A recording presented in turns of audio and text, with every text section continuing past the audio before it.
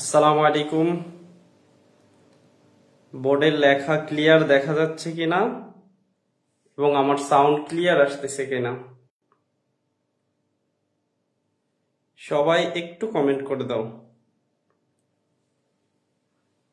বোর্ডের লেখা ঠিকভাবে বোঝা যাচ্ছে কিনা এবং আমার কথা শোনা যাচ্ছে কিনা।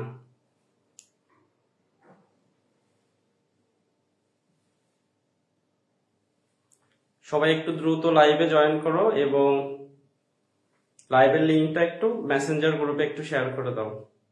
আর সবাই এগুলো একটু টেলিগ্রাম গ্রুপে জয়েন করে শেয়ার করে দিলে ভালো হয়।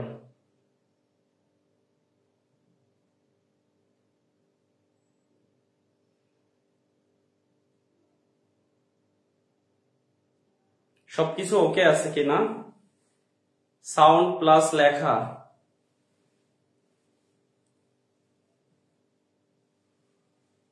খুব দ্রুত আমরা ক্লাসটি শুরু করব। আমাদের যেহেতু আজকে সেকেন্ড পার্টের ক্লাস হবে, তোমরা সবাই একটু দ্রুত জয়েন করে যাও।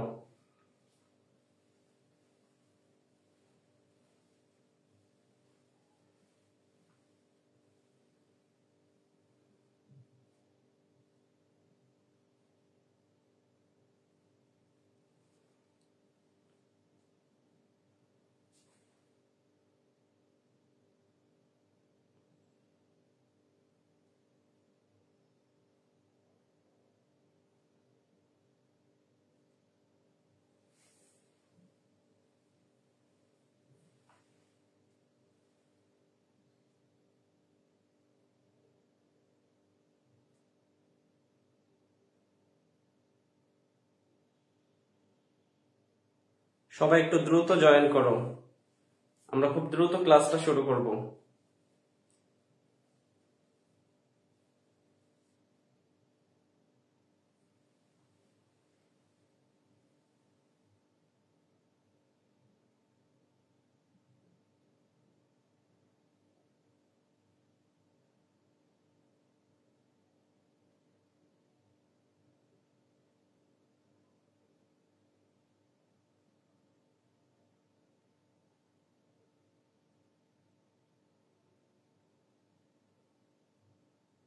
লিঙ্কগুলো একটু মেসেঞ্জার গ্রুপে দিয়ে দিলে ভালো হইতো।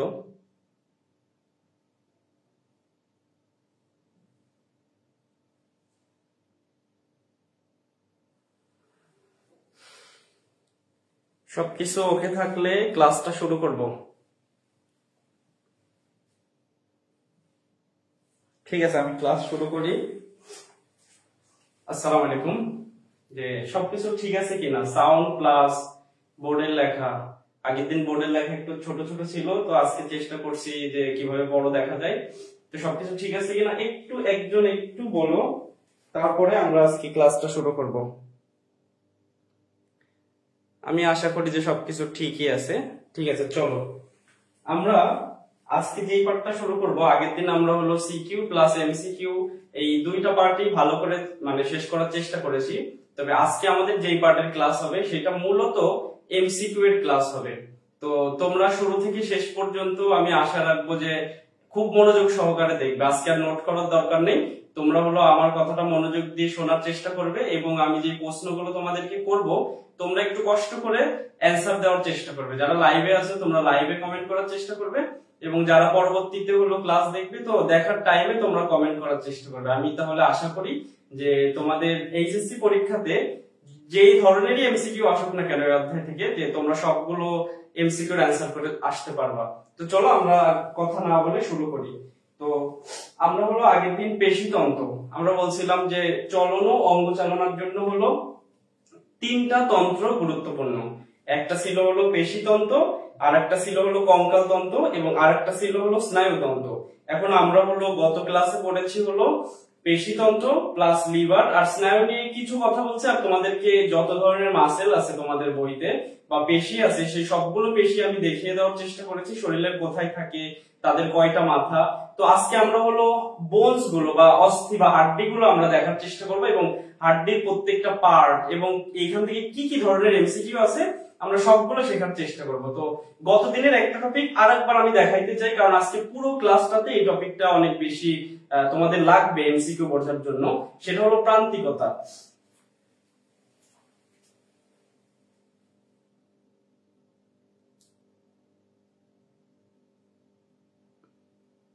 তোমাদের উপস্থিতি আজকে দেখা যাচ্ছে না একেবারেই।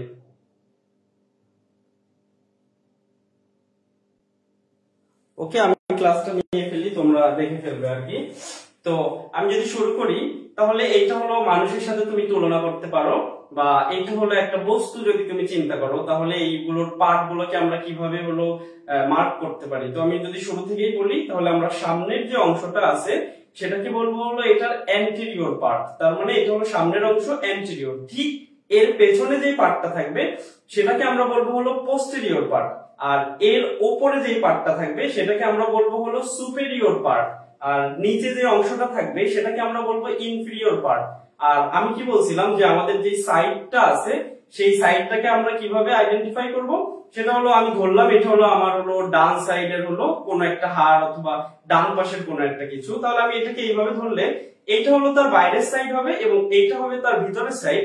এখন বাইরের সাইডকে আমরা কি বলবো, বাইরের সাইডকে আমরা বলবো হলো ল্যাটারাল পার্ট। আর ঠিক এই পাশের যে পার্টটা থাকবে, মানে এটা অবশ্যই আমার ভেতরের দিকে থাকবে শরীরের, সেটাকে আমরা কি বলবো, সেটাকে আমরা বলবো হলো মিডিয়াল পার্ট। আর আমাদের বডির সোজা বরাবর এই অঞ্চলটাকে বলা হয় মিডিয়াল পার্ট বা মিডিয়ান, যে কোনো একটা নামই জানতে পারি।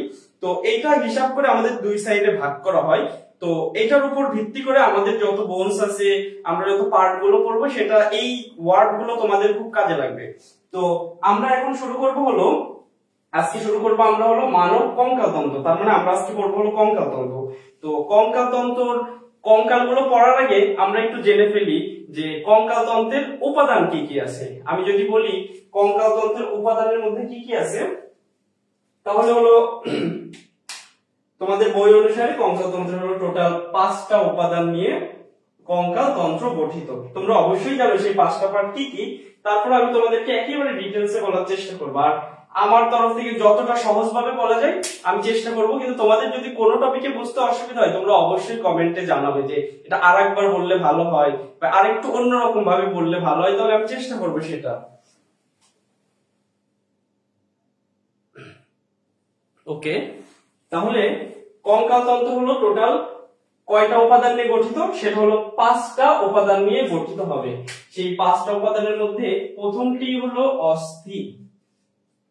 এখন অস্থি কি জিনিস তোমরা সবাই জানো, অস্থি এক ধরনের উপাদান যারা হলো শক্ত হবে, মানে কঠিন হবে, কিন্তু ভঙ্গুর যোজক টিস্যু নিয়ে গঠিত। তাহলে দুইটা কথা, অস্থি কি, এটা হলো কঠিন হবে কিন্তু ভঙ্গুর যোজক টিস্যুর সমন্বয়ে গঠিত হবে। একটু যদি চিন্তা করি, আমি তোমাকে যদি একটা দেখাই, দেখো এটা হলো একটা অস্থি, এই অস্থিটা কিন্তু অনেক শক্ত, ঠিক না? তার মানে এটা হলো কঠিন যোজক কলা দ্বারা গঠিত বা কঠিন যোজক টিস্যু দ্বারা গঠিত। কিন্তু আরেকটা জিনিস দেখো, আমাদের কিন্তু এই মাথার এখানে যে তরুণ আসতে থাকে সেইগুলো কিন্তু ভাঙে না। কোনটা ভাঙে? যদি ভাঙে আমি বলি তাহলে হাড়ের যে কোনো জায়গাতে ভেঙে যেতে পারে, মানে যেতে পারে। তাহলে এই শক্ত হওয়ার পরও এরা কি বলতো, অবশ্যই ভঙ্গুর হবে। তাহলে অস্থির ক্ষেত্রে আমি কি বললাম, অস্থি শরীরের এমন উপাদান যারা হলো কঠিন এবং ভঙ্গুর যোজক টিস্যু নিয়ে গঠিত। এবং এর উপাদান আছে, এর উপাদান যদি বলা হয় কি, তাহলে হলো ক্যালসিয়াম দ্বারা গঠিত। কি বললাম বলতো, ক্যালসিয়াম। এখন আরো অনেক কিছু আছে, ক্যালসিয়ামের সাথে সাথে এখানে তোমার ক্যালসিয়াম, তারপরে ফসফরাস, তারপর পটাশিয়াম। এখন এর মধ্যে ক্যালসিয়ামের পরিমাণ থাকে সব থেকে বেশি, সেটা কত যদি আমি বলি, ক্যালসিয়ামের পরিমাণ থাকে হলো 97%। এখন একটা জিনিস চিন্তা করে দেখো তো, যে নরমালি তো এখন আমাদের একটু বেশি বয়স হয়ে গেলে কোমরে ব্যথা অথবা শরীরে বিভিন্ন জায়গায় ব্যথা হয়, তো ডাক্তার গিলেই আমাদের কি দেয় বলতো, অবশ্যই আমাদের ক্যালসিয়ামের ট্যাবলেট দেয়। তাহলে ক্যালসিয়ামের ট্যাবলেট এই কারণে দেয় যে আমার অস্থিগুলো বা হাড়গুলো ভঙ্গুরতা দেখা দিচ্ছে বা দুর্বল হয়ে পড়ছে, এই জন্য ক্যালসিয়ামের ট্যাবলেট দেয়। দেখো ফসফরাস এবং পটাশিয়ামের দেয় না, কেন দেয় না? কারণ অস্থি তো গঠনই হয় হলো 97% ক্যালসিয়াম দ্বারা। তাহলে যদি হাড্ডি ভঙ্গুর হয় অথবা হাড্ডির দুর্বলতা জনিত কোনো রোগ হয়, তার মানে বোঝাই যাচ্ছে সেখানে ক্যালসিয়ামের অভাব দেখা দিচ্ছে। এই জন্য তোমার ডাক্তাররা কি করে, ডাক্তাররা সবসময় ক্যালসিয়াম ট্যাবলেট সাজেস্ট করে। এখন এই ক্যালসিয়াম আমি যদি বলি ওষুধ ছাড়া তোমরা কিভাবে আর কি এই ক্যালসিয়াম লেভেলটা ঠিক রাখার চেষ্টা করবে। তোমরা জানো যে ভিটামিন ডি কি, ভিটামিন ডি থেকে হলো ক্যালসিয়াম পাওয়া যায়। তাহলে ভিটামিন ডি আবার কোন সময় পাই? ভিটামিন ডি হলো আমরা সকালের রোদ, একেবারে ভোরেরটা না, 8টা 9টা 10টার দিকে যে রোদটা আছে এই রোদের মধ্যে প্রচুর পরিমাণে ভিটামিন ডি থাকে। তাহলে কেউ যদি তার শরীরকে মজবুত করতে চায় তাহলে তাকে প্রতিদিন অন্তত পক্ষে 30 মিনিট রোদে থাকতে হবে। তাহলে এমনিতেই তার কোনো ক্যালসিয়ামের অভাবটা খুব বেশি দেখা দিবে না। এই যে যারা ঢাকা শহরে থাকা অভ্যাস বা ফ্ল্যাটের মধ্যে থাকা অভ্যাস, তারা দেখা যায় যে কোনো কাজ ছাড়া বাইরে বের হচ্ছে না, তাহলে প্রতিদিন কিন্তু তার শরীরে রোদটা লাগতেছে না, এই জন্য হলো তার ক্যালসিয়ামের অভাব দেখা দিচ্ছে। এই জন্য যারা এই যে বন্দি ঘরে থাকে অনেক বেশি, দেখা যায় যে তাদের হাড়ের সমস্যাগুলো খুব বেশি হয়। তাহলে তোমরা যারা ক্লাসটা দেখছো তোমরা সবাই চেষ্টা করবে যে প্রতিদিন অন্তত পক্ষে 30 মিনিট হলেও তোমরা যাতে রোদে থাকতে পারো, এরকম কোনো কাজ করবা অথবা একটু ছাদে যেয়ে দাঁড়াইলা, এটা চেষ্টা করবা। তাহলে দেখা যাবে যে তোমাদের হাড়ের যে ক্ষয়জনিত বা হাড়ের ভঙ্গুরতা টাইপের যে রোগগুলো আছে সেগুলো তুলনামূলক কম দেখা দিবে তোমাদের শরীরে। এখন আমরা হলো 5টা উপাদানের মধ্যে একটা পড়লাম, সেটা হলো যে অস্থি পড়ে ফেলছে। আশা করি তোমরা অস্থি বুঝতে পেরেছো। এখন সেকেন্ড যেটা পড়বো, অস্থির পরে আমরা পড়বো হলো তরুণাস্থি। 2 নম্বরে কি পড়বো? তরুণাস্থি বা কোমলাস্থি। এখন তোমরা একটু বলো তো আমাকে যে তরুণাস্থি বা কোমলাস্থি এই কথাটা কি তোমাদের বইতে ঠিক লেখছে কি মানে লেখে নাই? যে তরুণাস্থি যে জিনিস সেটাকেই কোমলাস্থি বলছে। তোমরা আমাকে একটু বলো তো দেখি, তোমরা তো প্রায় শেষের দিকে চলে আসছো, আগে পড়ছো কিনা যে তরুণাস্থি যেই জিনিস কোমলাস্থিও সেই জিনিস কিনা?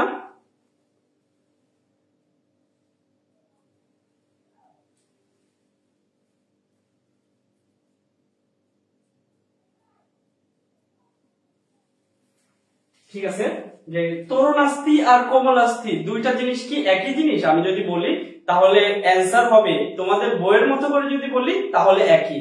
আর আমি যদি বলি যে সঠিকটা কি হবে, সঠিকটা যদি বলি তাহলে এই দুইটা জিনিস এক না। এখন কেন এক না আমি যদি সেটা তোমাদেরকে খুব সুন্দর করে ব্যাখ্যা দেই। তরুণাস্থি হলো তরুণ অস্থি, কি তরুণ অস্থি সমান সমান হলো তরুণাস্থি। এখন তরুণ অস্থি কারা? অপরিণত অস্থি। এখন এই অপরিণত অস্থি জীবনে একটা সময় দেখা যায় যে সেটা অস্থিতে পরিণত হয়, অস্থিতে পরিণত হয়ে যাবে। তাহলে তরুণাস্থিগুলোর প্রথম কথা হলো তারা হলো একটা অপরিণত অস্থি। দেখবা তুমি যে হিউমেরাস অথবা ফিমার এগুলো হলো মস্তকের মধ্যে আমরা দেখতে পারি তরুণাস্থি, সাদা সাদা যে জিনিসগুলো, তো এইগুলো হলো তোমার এক সময় দেখা যায় কি যে পুরোপুরি, যেমন আমি তোমাদের যদি এটা দেখাই, দেখো ফিমার, এই ফিমারের মাথা এক সময় হলো সাদা টাইপের ছিল, কিন্তু দেখো এটা একটা পরিণত মানুষের, তার মানে তার তরুণাস্থিটা কিন্তু এখন পুরোপুরি ফিমারের মাথাতে পরিণত হয়ে গেছে, তার মানে সেটা অস্থিতে কনভার্ট হয়েছে। তার মানে আমরা এটাকে তরুণাস্থি বলতে পারতেছি। এখন এই কোমলাস্থি জিনিসটা কি আমি যদি তোমাকে বুঝাই তাহলে দেখো তো তোমরা একটু হাত দিয়ে সবাই, যে আমাদের কানে যে তরুণাস্থিটা আছে সেটা কি আমাদের মৃত্যুর আগ পর্যন্ত কখনো কি ওই যে ফিমারের মাথার মতো কি এত শক্ত হয়? তোমরা বলো তো অ্যান্সারটা কি হইতে পারে? অবশ্যই তার উত্তর হবে যে হবে না। এরপরে আমি যদি বলি তোমরা নাকের এখানে যে আমাদের একটা হাড্ডি আছে, কসকসে হাড্ডি, সেটাও কি কখনো যত বয়স্ক মানুষই হোক না কেন তার কি হাড়ের মতো এরকম শক্ত হয়ে যায়? বলো তো অবশ্যই না। তার মানে কিছু কিছু আমাদের তরুণাস্থি আছে যারা পুরো বয়সকালের মধ্যেও পুরোপুরি অস্থিতে পরিণত হবে না। এই যে সব তরুণাস্থি হলো তোমার তার বয়সকালে পুরোপুরি অস্থিতে পরিণত না হয় তাদেরকেই বলা হয় কোমলাস্থি। তাদেরকে কি বলা হয় বলতো? কোমলাস্থি। তার মানে কানের যে হাড়, নাকের মধ্যে যে হাড়, এইগুলোকে আমরা কি বলবো বলতো? এইগুলোকে আমরা কোমলাস্থি বলবো। তাহলে এখন তুমি আমাকে বলো যে তরুণাস্থি আর কোমলাস্থি দুইটা জিনিস কি এক? অবশ্যই তোমাদের উত্তর হবে ভিডিও দেখার পরে যে না। তাহলে তোমাদের বইতে যেটা লিখছে যে তরুণাস্থি বা কোমলাস্থি জিনিসটা কি সঠিক? অবশ্যই না, আংশিক সঠিক। তাহলে আমরা এটা বলতে পারি যে সকল কোমলাস্থি তরুণাস্থি, কিন্তু সকল তরুণাস্থি কোমলাস্থি নয়। কেন সকল তরুণাস্থি কোমলাস্থি নয়? কারণ সবগুলো কোমলাস্থি হলো তোমার মানে নরমালি কোমলাস্থি গুলো কখনোই হলো অস্থিতে পরিণত হয় না। আশা করি তোমরা এই টপিকটা বুঝেছো যে তরুণাস্থি কি জিনিস এবং কোমলাস্থি কি জিনিস। একটু বলো তো যে তরুণাস্থি আর কোমলাস্থির মধ্যে তোমরা পার্থক্যটা বুঝেছো কিনা, যে কোমলাস্থি কি জিনিস এবং তরুণাস্থি কি জিনিস। দুইটা কি তোমাদের বইয়ের মধ্যে কি বইতে কি ঠিক বলা আছে নাকি আংশিক ঠিক বলা আছে? তাহলে আমরা তরুণাস্থি পড়লাম, সাথে হলো কোমলাস্থিটা কেন তরুণাস্থি থেকে আলাদা সেটাও আমরা পড়ে ফেললাম। এখন দুইটা পড়ছি, একটা হলো অস্থি পড়ছি, কঙ্কাল তন্ত্রের হলো যে উপাদান আছে 5টা, তার মধ্যে একটা আমরা পড়লাম হলো কি বলতো অস্থি, এবং সেকেন্ডটা আমরা পড়লাম হলো তরুণাস্থি। এবার 3 নাম্বার যেটা সেটা হলো লিগামেন্ট। কি বলতো? লিগামেন্ট। এইগুলো থেকে যে কি পরিমাণে এমসিকিউ আসে তোমরা কল্পনাই করতে পারবা না।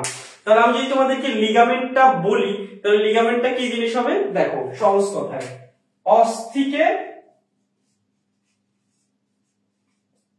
অস্থির সাথে লাগাবে যে,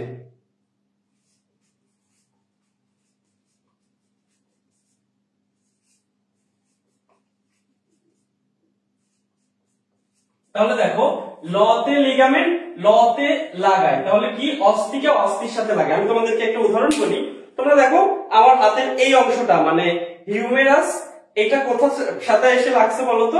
এই যে রেডিয়াস এবং আলনা, এই দুইটার সাথে এসে লেগে এই দুইটা পার্ট আমার একসাথে আছে না হাতের।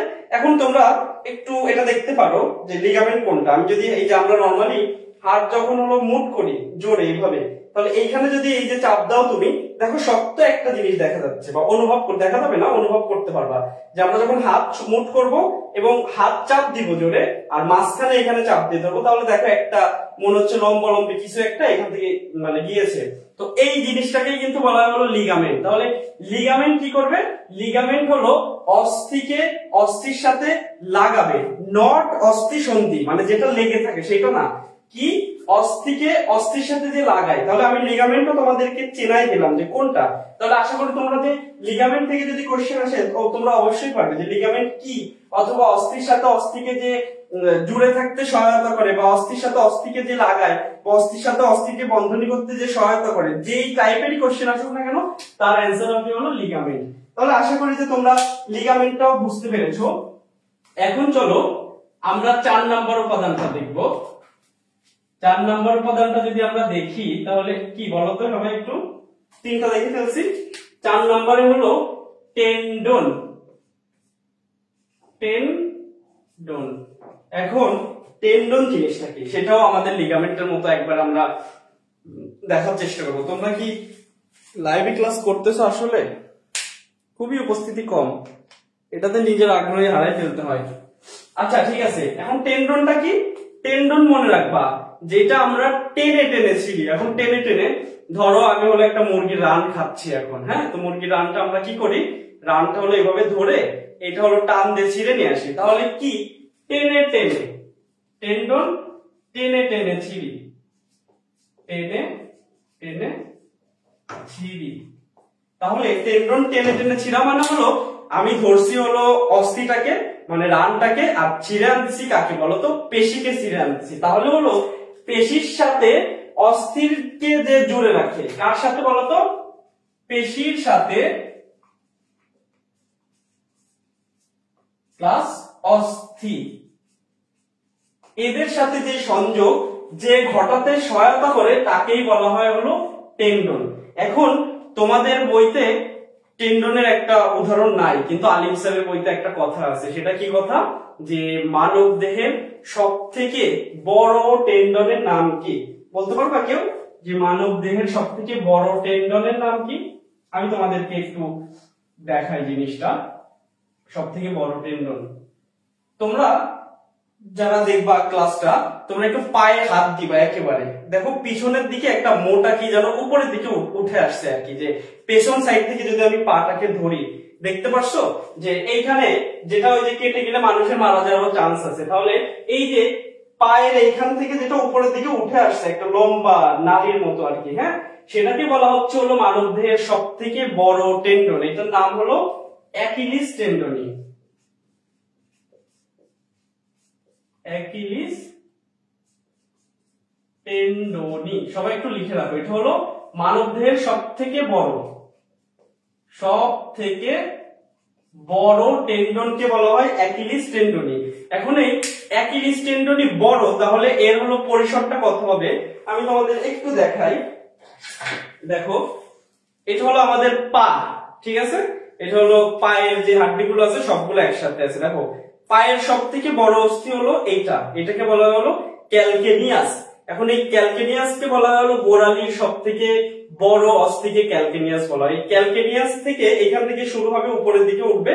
এই ক্যালকেনিয়াস থেকে শুরু করে গতদিন তোমাদেরকে পড়িয়েছিলাম যে গ্যাস্ট্রোকেনিমিয়াস নামে একটা পেশি আছে, মনে করতে পারো, গ্যাস্ট্রোকেনিমিয়াস। এখন এই পেশিটার নাম কেন গ্যাস্ট্রোকেনিমিয়াস বলছে, এটাই যে আমাদের পায়ের যে জয়েন্ট আছে, নি জয়েন্ট, হাঁটু পড়াইছিলাম, ওইখানে কিছুটা হলো তোমার পাকস্থলীর মতো, এরকম পাকস্থলীর মতো ওরা হলো গঠনটা করে। এখন পাকস্থলীর সাথে আমরা কি গ্যাস্ট্রো শব্দটা রিলেটেড, এই জন্য এই মাসেলটারও নামকরণ করা হয়েছে হলো গ্যাস্ট্রো। দেখো, মাসেল বা গ্যাস্ট্রিক রিলেটেড, পাকস্থলী রিলেটেড আর কি, গ্যাস্ট্রোকেনিমিয়াস। তাহলে এই অ্যাকিলিস টেন্ডনি কি করে, অ্যাকিলিস টেন্ডনি হলো গোড়ালির সবথেকে যেই বড় অস্থিটা আছে মানে ক্যালকেনিয়াসের সাথে তোমার হলো গ্যাস্ট্রোকেনিমিয়াস পেশির সংযোগ ঘটিয়ে আমাদের পায়ের একবারে নিচ থেকে উপর পর্যন্ত হলো তোমার জয়েন্টটা ঠিক রাখে, সেটাকেই বলা হচ্ছে হলো টেন্ডন। তাহলে আমি আশা করি যে তোমরা অস্থি, তরুণাস্থি বা কোমলাস্থি, তারপর হলো লিগামেন্ট, এরপরে হলো টেন্ডন, জিনিসগুলো কি, কোথায় কোথায় থাকে, এবং এইখান থেকে যে এক্সেপশনাল কোশ্চেন কি দিতে পারে, যে খুব কঠিন হইলে বা বইয়ের থেকে বাইরে থেকে যদি কোশ্চেন দেয় তাহলে সেটা তোমরা বুঝতে পেরেছো। এটা অবশ্যই লিখে রাখবা যে মানবদেহের সব থেকে বড় টেন্ডনের নাম কি, অ্যাকিলিস টেন্ডনি। কোথায় থাকে এটা, পায়ের নিচের দিকে থাকে। কি করে, সেটা হলো ক্যালকেনিয়াসের সাথে গ্যাস্ট্রোকেনিমিয়াস পেশির সংযোগ স্থাপন করে। শেষ। তাহলে আমাদের 5টা উপাদানের মধ্যে আমরা অলরেডি 4টা শেষ করে ফেলছি, এখন হলো আমাদের আর একটা বাকি। সেটা কি, সেটা যদি বলি, সেটা হলো অস্থি সন্ধি। কি, অস্থি সন্ধি। অস্থি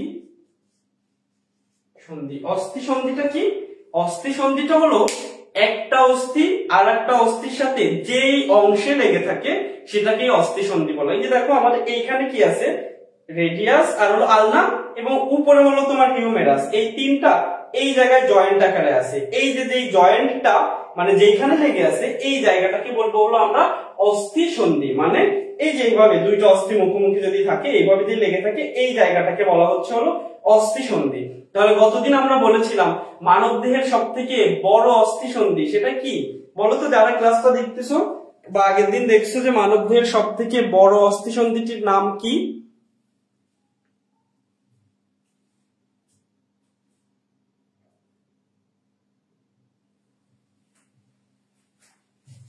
নো রেসপন্স। ওকে, তাহলে আমরা হলো কঙ্কালতন্ত্রের যে পার্টগুলো ছিল সেই পার্টগুলো বা উপাদানগুলো, পার্ট তো না, উপাদানগুলো তোমাদেরকে আমি বোঝানোর চেষ্টা করেছি। এখন হলো আমরা আসল কঙ্কালতন্ত্র পড়া শুরু করব। তাহলে চলো আমরা এখন কঙ্কালতন্ত্র শুরু করি। তাহলে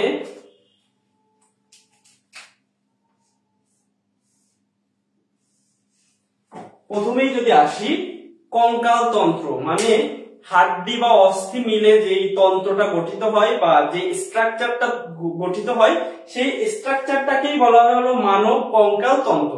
এখন এই স্ট্রাকচারকে আবার দুই ভাগে ভাগ করা হয়, বা মানব কঙ্কালতন্ত্রকে দুইটা ভাগে ভাগ করা হয়। তার আগে আমাদের একটু শিখতে হবে যে আমাদের শরীরে টোটাল কয়টা অস্থি আছে বা কয়টা হাড় আছে। তাহলে আমি যদি তোমাদেরকে বলি, তাহলে দুইটা কোশ্চেন এখান থেকে আসতে পারে। একটা হলো বাচ্চাদের বা শিশু বেলায় হলো হাড়ের সংখ্যা কয়টি, আর পরিণত অবস্থায় হাড়ের সংখ্যা কয়টি।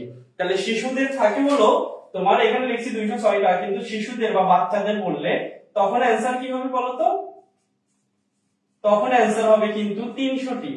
কয়টি? 300টি। আর পরিণত অবস্থায় কয়টি? পরিণত অবস্থায় হলো 206টি। আমরা যখন এই ক্লাসিফিকেশন গুলো একেবারে ভেঙে ভেঙে পড়বো, তখন কিছু কিছু জায়গায় আমরা দেখার চেষ্টা করবো যে ছোটবেলায় কয়টা ছিল এবং বড় হয়ে কয়টায় পরিণত হয়েছে। এই বড় হয়ে পরিণত হওয়াটাকে বলা হলো তোমার ফিউজড হওয়া। আমি আরেকটা জিনিস তোমাদেরকে বলতে একটু ভুলে গেছি, সেটা হলো যে তরুণাস্থিগুলো যে তোমার হলো অস্থিতে পরিণত হইল, এই অস্থিতে পরিণত হওয়াকেও একটা নামে ডাকা হয়। সেটা দেখো, অস্থি মানে হলো বলছিলাম অস্টিও, তাহলে ওসি আসছে এখান থেকে, ও এস এস আই। আর ফিকেশন মানে হলো তৈরির প্রক্রিয়া, তাহলে দেখো তরুণাস্থি থেকে অস্থি তৈরির প্রক্রিয়াকে বলা হয় অসিফিকেশন। ঠিক আছে, কি বললাম বলতো? অসিফিকেশন। এই তরুণাস্থি থেকে অস্থিতে এই জন্য বলা হয় যে মানুষ একটা নির্দিষ্ট সময় পর্যন্ত তোমার বৃদ্ধি পায়। এটা হলো একটু কনফিউশন আছে, যেটা তোমাদের আজমল স্যারের বইতে এর আগের এডিশন গুলোতে ছিল যে 25 বছর পর্যন্ত মানব দেহের হলো বৃদ্ধি ঘটে, এখন আবার সেটা বলে দিচ্ছে যে 21 বছর পর্যন্ত। কিন্তু আরেকটা সমস্যা কি বলতো, আল্লাহ না করুক এই কোশ্চেন তোমাদের না দিই, সেটা হলো আলিম স্যারের বইতে ঠিক এই কোশ্চেনটাই বলা আছে যে বৃদ্ধি ঘটে হলো 21 বছর পর্যন্ত। তাহলে তোমরা দুইটা অ্যান্সারই মনে রাখার চেষ্টা করো। আলিম স্যারের বইয়ের রেফারেন্স হলো যে কত দিন পর্যন্ত, কত বছর পর্যন্ত বৃদ্ধি হইতে পারে, সেটা হলো 21 বছর পর্যন্ত। আর তোমাদের যেটা হলো আজমল স্যারের বইয়ের রেফারেন্স, সেটা এখন কিন্তু বর্তমানে আছে হলো 30 বছর পর্যন্ত। তো তোমরা মানে দোয়া করো যাতে অপশন দুইটাই না থাকে। আর যদি দেখো যে এর মধ্যে যে কোনো একটা আছে, হয়তো 30 অ্যাবসেন্স এবং বাকি চারটা মানে 21 বাদে আরো তিনটা আছে, সেই ক্ষেত্রে হলো 21 দেখাবা। আর যদি দেখো 21 নেই, সেক্ষেত্রে যদি আরো চারটা ভিন্ন অপশন থাকে, তার মধ্যে যদি 30 থাকে, তাহলে অবশ্যই 30 দেখাবা। আর যদি না থাকে এগুলোর মধ্যে কোনোটা, তাহলে হলো 25 দেখাবা। আমি আশা করি যে যেখান থেকে কনফিউশন লাগতে পারে সেই জিনিসটা আমি তোমাদেরকে ক্লিয়ার করতে পারছি। তাহলে অসিফিকেশন আমি বলে ফেললাম, যেটা আমি একটু মিস্টেক করছিলাম।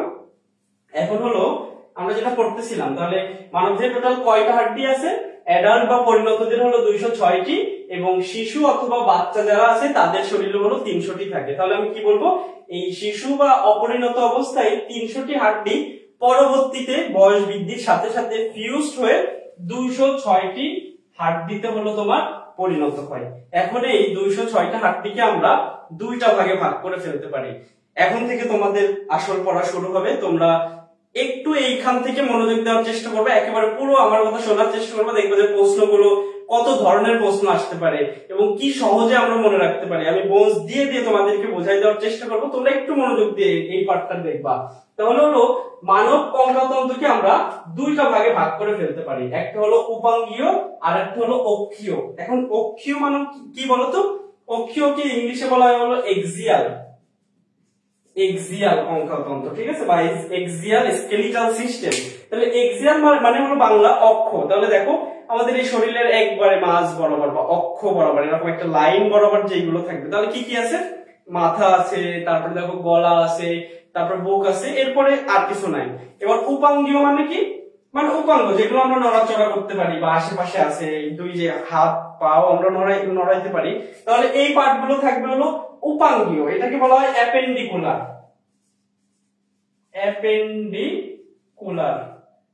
ঠিক আছে, তাহলে অক্ষীয় কঙ্কালতন্ত্রকে আমরা বলবো হলো এক্সিয়াল, এবং উপাঙ্গীয় মানে আমাদের চারপাশে যেগুলো ছড়াই ছিটাই থাকবে সেগুলো বলবো আমরা অ্যাপেন্ডিকুলার বা উপাঙ্গীয় কঙ্কালতন্ত্র। এখন হলো এক্সিয়াল কঙ্কালতন্ত্রের সংখ্যা হলো 80টি এবং উপাঙ্গীয় বা অ্যাপেন্ডিকুলারের সংখ্যা হলো 126টি। এবার দুইটা তুমি যোগ করে দেখো, টোটাল যোগফল কিন্তু 206টি হবে। এখন আমরা এইটার যে ক্লাসিফিকেশন আছে, মানে একেবারে 206টা হাড্ডি কিভাবে মনে রাখবো, তো আমরা খুব সহজে একটা একটা পার্ট করে মনে রাখবো, ভিজুয়ালাইজ করব, হাড্ডিগুলো দেখবো, মাথার মধ্যে ঢুকাই ফেলবো। আশা করি তোমরা এই পার্টটা মনোযোগ দিবা। ঠিক আছে, হ্যাঁ, যে আসো সে একটু মনোযোগ দেওয়ার চেষ্টা করো, একেবারে আমরা মুখস্থ করে ফেলবো। ঠিক আছে, তাহলে শুরু করি।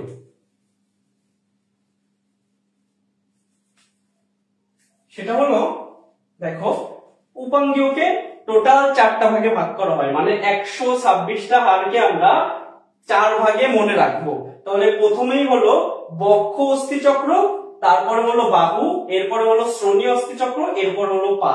তাহলে একটু দেখো কি বললাম, এখানে হলো দুইটা চক্র থাকবে, আর একটা হলো বাহু থাকবে, আর একটা হলো তোমার পা থাকবে। তাহলে দুইটা চক্র কিভাবে দেখো, ঠিক সামনে আমরা নড়াচড়া করাইতে পারি যেটা এর সাথে ইনভলভ। তাহলে এখান থেকে হলো তোমার ক্লাভিকলটা এই পর্যন্ত গেছে। তারপরে দেখো ঠিক পেছনের দিকে স্ক্যাপুলা আছে, তার মানে এখান থেকে যে এই স্ক্যাপুলাটা দেখো একটা গোল চক্রের মতো তৈরি করছে। তাহলে এইটাকে আমরা বলছি যে একটা চক্র। এখন কি চক্র দেখো, আমাদের হলো বক্ষ, ঠিক না, বক্ষ মানে বুকের উপরের চক্র, এই জন্য এইটাকে কি বলা হচ্ছে বলতো, বক্ষ অস্থি চক্র। এখন এই বক্ষ অস্থি চক্রের মধ্যে তাহলে কি কি হাড্ডি আছে, আমি তোমাদের খুব সহজভাবে বলি। সামনের দিকে হলো দেখো দুই পাশে চলে গেছে, এখান থেকে শুরু হবে, এই যে এখান থেকে যে এখানে আবার ছেলেদের একটু উঁচু আছে, মেয়েদের এটা এত বেশি উঁচু না। তাহলে এটাকে বলা হবে কি বলতো, এটাকে বলা হলো যে তোমাদের ক্লাভিকল। আর পেছনে যেটা আছে দেখো চাপা অস্থি, আমরা এরকম করলে পিঠে লাগবে আর কি, সেটাকে বলা হবে হলো স্ক্যাপুলা। তাহলে স্ক্যাপুলাকে একটা চাপা অস্থি বলা হয়। আমি তোমাদের এইবার দেখাই, এই যে দেখো এইটা হলো তোমাদের স্ক্যাপুলা। এটা কোন দিকের স্ক্যাপুলা যদি বলি, বাম পাশের। কারণ কি দেখো গ্লেনয়েড গহ্বরটা এই পাশে আছে, তার মানে এখানে এসে হিউমেরাসের মাথাটা লাগবে।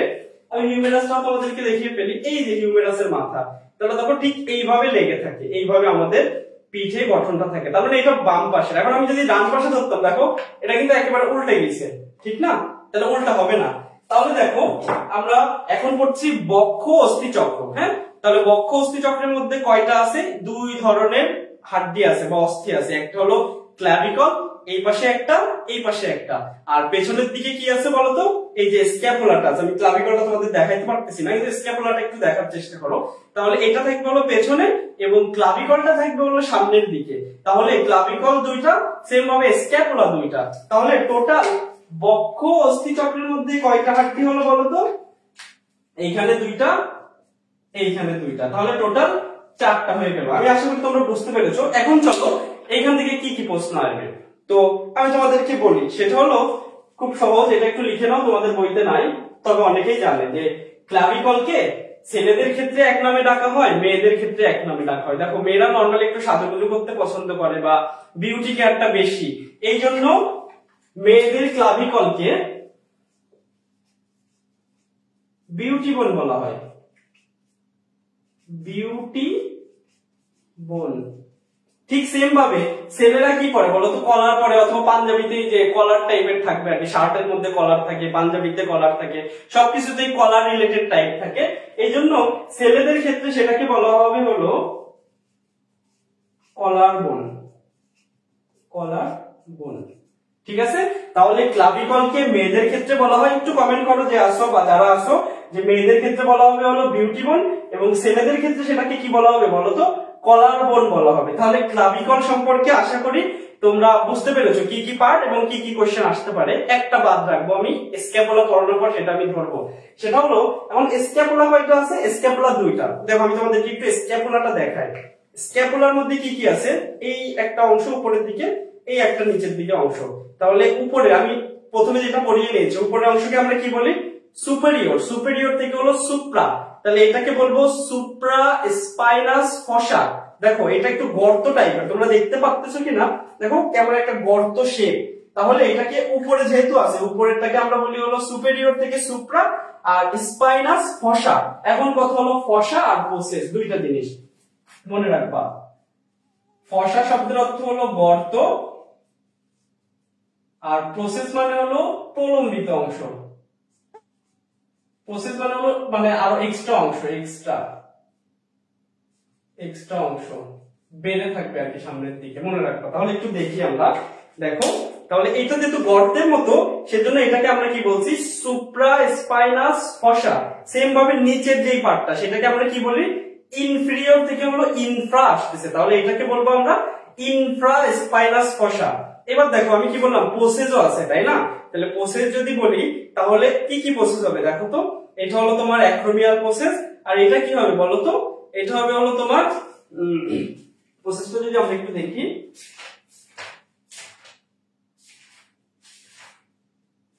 হ্যাঁ একটা হলো অ্যাক্রোমিয়াল প্রসেস আর একটা হলো তোমার কোরাকয়েড প্রসেস। তাহলে অ্যাক্রোমিয়াল প্রসেস হলো এইটা থাকবে আর কোরাকয়েড প্রসেস হলো এইটা থাকবে। এখন কথা হলো দেখো এটা এইভাবে আসে না, এখানে এসে তোমার হলো সামনে থেকে ক্লাভিকলটা এখানে এসে লাগে, লাগার ফলে ছেলেদের ক্ষেত্রে এটা উঁচু হয়ে যায়, মেয়েদের ক্ষেত্রে হয় না।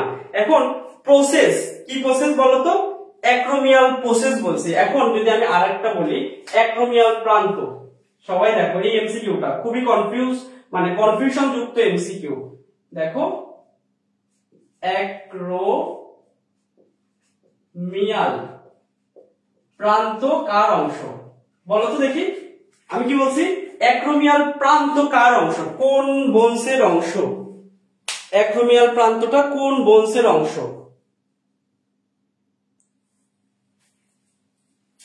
তাহলে দেখো আমি বলে ফেলি, সেটা হলো অ্যাক্রোমিয়াল প্রসেস আছে হলো স্ক্যাপুলার, কিন্তু অ্যাক্রোমিয়াল প্রান্ত থাকে হলো ক্লাভিকলের। কারণ কি?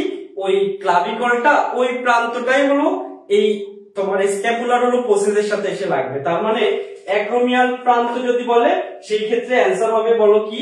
সেটা হলো ক্লাভিকল হবে। আর অ্যাক্রোমিয়াল প্রসেস যদি বলা হয় সেই ক্ষেত্রে কি অ্যান্সার হবে? সেই ক্ষেত্রে হলো স্ক্যাপুলা অ্যান্সার হবে। আমি আশা করি তোমাদেরকে স্ক্যাপুলাটা বোঝাতে পেরেছি। ও আরেকটা জিনিস বাদ থেকে গেছে, সেটা হলো স্ক্যাপুলাতে কি থাকে বলো তো? Important question, very very important question. স্ক্যাপুলাতে গ্লেনয়েড গহ্বর থাকে, দেখছো? গ্লেনয়েড গহ্বরটা কি করে? গ্লেনয়েড গহ্বরের সাথে হিউমেরাসের মাথা, আবার একটু দেখাই, এই যে হলো হিউমেরাস, সেই হিউমেরাসের মাথা হলো এটা। এই হিউমেরাসের মাথা এসে কি করে? এই গ্লেনয়েড গহ্বরের সাথে এসে লাগে। তাহলে গ্লেনয়েড গহ্বরের কাজ কি?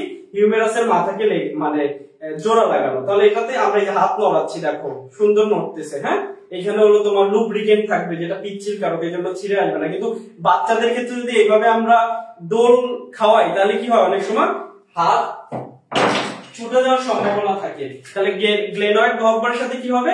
গ্লেনয়েড গহ্বরের সাথে হলো হিউমেরাসের মাথা এসে লাগবে। আশা করি তোমরা সবাই বুঝতে পেরেছো। তাহলে গ্লেনয়েড গহ্বরটা হলো স্ক্যাপুলার অস্থি, আর হিউমেরাসের মাথা তো হিউমেরাসের মাথা। এখন কথা হলো এই গ্লেনয়েড গহ্বর আর হিউমেরাসের মাথা দুইটা মিলায় যেহেতু একটা জয়েন্ট গঠন করলো, সেই জয়েন্টটার নাম কি তোমরা কি বলতে পারবে? আমি বলে ফেলি, সেটা হলো দেখো বলের মধ্যে কি আসছে বলতো? কোটরের মধ্যে হলো একটা বল, মাথা হলো বলের মতো বল, তাহলে এটাকে বলা হচ্ছে হলো বল এন্ড সকেট টাইপ। সকেট শব্দের অর্থ কি বলতো? কোটর। তাহলে বল ও কোটর, একটা হলো বাংলায় কি বলা হয়? বাংলায় এটাকে বলা হয়, এই জয়েন্টটার নাম বল ও কোটর ধরনের সাইনোভিয়াল অস্থি, অথবা ইংলিশে বলা হয় ball and socket type of synovial joint. ঠিক আছে, এটাকে কি বলা হবে? গ্লেনয়েড গহ্বর এবং হিউমেরাসের মাথা যে জয়েন্টটাতে লাগে সেই জয়েন্টটার কি নাম? স্পেশাল একটা নাম, সেটা হলো বল ও কোটর ধরনের সাইনোভিয়াল অস্থিসন্ধি, অথবা ball and socket type of synovial joint বা অস্থিসন্ধি আমরা বলবো। এখন এরকম বল এন্ড কোটর টাইপের আরেকটা আছে, সেটা কোনটা জানো? সেটা হলো ফিমারের মাথার সাথে ওই যে হিপ বোনের যে হলো অ্যাসিটাবুলাম আছে যে জায়গাটা, হ্যাঁ, ওইটা যেভাবে আবার লেগে থাকে সেই জায়গাটাকেও কিন্তু সেম ভাবে একই জয়েন্ট বলা হয়। একটা হলো তোমার বক্ষ অস্থিচক্রের এখানে থাকবে, আর একটা হলো শ্রোণী অস্থিচক্রের এখানে থাকবে। তাহলে আমি আশা করি যে তোমাদের বক্ষ অস্থিচক্র থেকে যা যা কোশ্চেন আসতে পারে এবং বক্ষ অস্থিচক্রটা কি সেটা আমি ডিটেইলসে তোমাদেরকে বোঝাতে পেরেছি। ঠিক আছে, তাহলে আমরা এখন বক্ষ অস্থিচক্রটাকে মুছে ফেলবো। আমরা একটা একটা করে পড়বো, সবগুলো কোশ্চেন জানবো, এরপরে আমরা নেক্সট পার্ট চলে যাব। এবার চলে আসো বাহু। তাহলে বাহু যদি বলি, বাহুতে কি কি হাড্ডি থাকে? প্রথমেই বাহুতে হলো হিউমেরাস থাকবে। ঠিক আছে, কোথায় লেগেছিল বলতো? ওই যে স্ক্যাপুলা যেটা আমরা পড়লাম এতক্ষণ ধরে, এই স্ক্যাপুলার গ্লেনয়েড গহ্বর থেকে শুরু হবে বাহুর অংশটা। এই যে হলো তোমার হিউমেরাস, আবার আমি দেখাই, এইখান থেকেই কিন্তু শুরু হবে হলো আমাদের বাহুটা। তাহলে বাহুর শুরুর অস্থি কি হবে? হিউমেরাস। ঠিক আছে, তাহলে হিউমেরাসটা হলো বাহুর শুরুর হাড্ডি বা অস্থি। তাহলে প্রথমটা হবে হিউমেরাস। হিউমেরাস কয়টা আছে মানব দেহে বলতো? দুইটা, এই হাতে একটা, এই হাতে একটা। আমি একটু লিখে ফেলি কারণ আমার সংখ্যাগুলো তো মেলানো লাগবে। তাহলে এখানে ছিল চারটা, তাহলে হিউমেরাস হলো দুইটা আছে। ঠিক আছে, দুই হাতে দুইটা। আমরা হিউমেরাস দেখবো, হিউমেরাসের গঠন সবকিছু আগে একটু বলি। এরপরে যদি নিচের দিকে যাই, নিচের দিকে কি আছে? রেডিয়াস এবং আলনা। এখন একটা কোশ্চেন, যে যেহেতু দুইটা আছে, একটা প্রথম দিকে কি বলছিলাম, শরীরের ভেতরের দিকের অংশকে বলবো মিডিয়াল পার্ট এবং বাইরের অংশকে বলবো ল্যাটারাল পার্ট, বা ভেতরের দিকে আর বাইরের দিকে। তাহলে তোমরা বলো তো যে রেডিয়াস এবং আলনার মধ্যে কোনটা ভিতরের দিকের অস্থি এবং কোনটা বাইরের দিকের অস্থি, এমন কিন্তু কোশ্চেন আসে যে তোমার বাহুর ক্ষেত্রে ভেতরের দিকের অস্থি কোনটি, তাহলে কি অ্যান্সার হবে দেখি, বলতে পারো কিনা?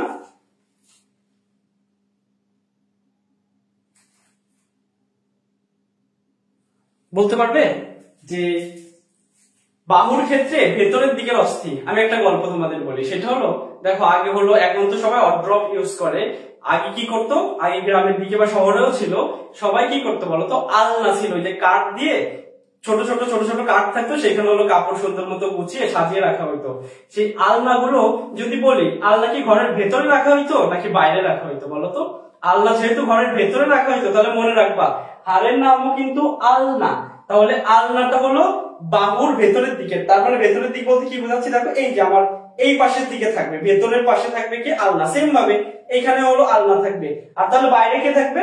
বাইরে হলো রেডিয়াস থাকবে। আশা করি তোমাদের আর ভুল হবে না। তাহলে কি বললাম, আলনা যেহেতু আমরা ঘরের মধ্যে রাখতাম, সেহেতু আলনাটা হলো ভেতরের দিকের অস্থি, আর রেডিয়াসটা কোন দিকে? বাইরে। তাহলে আলনা কয়টা থাকবে?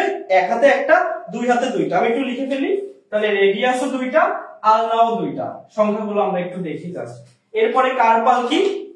কার্পাল হলো তোমার এই যে এখানে যে হাড্ডিগুলো আছে ছোট ছোট ছোট ছোট, আমি আবার একটু দেখাই। এই যে দেখো, এটা হলো একটা হাত, এখান থেকে খুলে গেছে আর কি কিছু হাড্ডি, কিন্তু দেখো আমি এখানে সুন্দর করে তোমাদের দেখানোর চেষ্টা করি। তোমরা কি দেখতে পাচ্ছ? একটু দেখি। হ্যাঁ দেখো, এই যে এইখানের যে হাড্ডিগুলো আছে, এই যে ছোট ছোট ছোট ছোট হাড্ডি, এই যে আমরা যেটা এরকম মুভ করতে পারছি যার কারণে, এইটাকে বলবো হলো আমরা কি বলতো, কার্পাল অস্থি। এরপরে দেখো এই যে হাতের এই অংশগুলোতে যেটা আর কি থাকে সেগুলোকে বলবো, দেখো উপরে ছিল কার্পাল, এটাকে বলবো হলো মেটাকার্পাল, ঠিক আছে। আর এরপরে এই যে এইগুলো, এই যে এইগুলো যেগুলোর কথা বলতেছি, এইগুলোকে আমরা বলবো হলো ফ্যালাঞ্জেস। কি বলবো বলতো? ফ্যালাঞ্জেস। তাহলে আমি আশা করি তোমরা দেখতে পেরেছো, এই যে ছোট ছোট ছোট ছোট গুলো টোটাল 8টা থেকে, আমি দেখাবো তোমাদের এরপরে কোনটাকে কি বলা হয়। তাহলে এই 8টাকে বলা হচ্ছে হলো কার্পাল।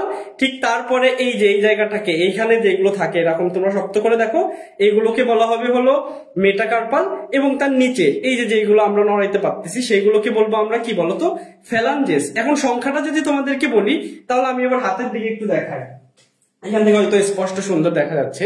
দেখো এইখানে যদি আমি দেখাই, তাহলে নিচের দিকে 4টা সিরিয়াল ভাবে সাজানো আছে, এই যে যেটা আমি এইখানে ঘোরাইতে পারতেছি, আর উপরের দিকে 4টা আছে, তাহলে 4 আর 4 হলো 8টা। তাহলে দুই হাতে কয়টা বলতো? 16টা। এরপরে দেখো আমি যদি এভাবে করি, প্রত্যেকটা হাড়ের জন্য একটা করে কি বলতো, মেটাকার্পাল চলে গেছে। তাহলে এখানে একটা 5টা আঙ্গুলের জন্য 5টা মেটাকার্পাল চলে গেছে। এরপরে ফ্যালাঞ্জেস কিভাবে আমরা কাউন্ট করব? দেখো ফ্যালাঞ্জেস হলো প্রত্যেকটা করের জন্য এক একটা। দেখো এই যে করটা যদি আমি ভাঁজ করি, এখানে একটা মানে অস্থি আছে মানে ভাঁজ করতে পারবো, অস্থি না থাকলে কিন্তু ভাঁজ করতে পারতাম না। তাহলে এই যে ভাঁজ করলাম একটা, দুইটা, আর মানে এই একটা, এই একটা, এই একটা, 3টা। তাহলে এই 4টারই ক্ষেত্রে দেখো কয়টা একই সেম কর আছে আমাদের, তাহলে বলবো 3 4 12, ঠিক আছে। এবার এইটাকে দেখো আমি এইভাবে ভাঁজ করতে পারছি, 3বার ভাঁজ করতে পারবো না কিন্তু একবার, মানে 2টা অস্থি আছে।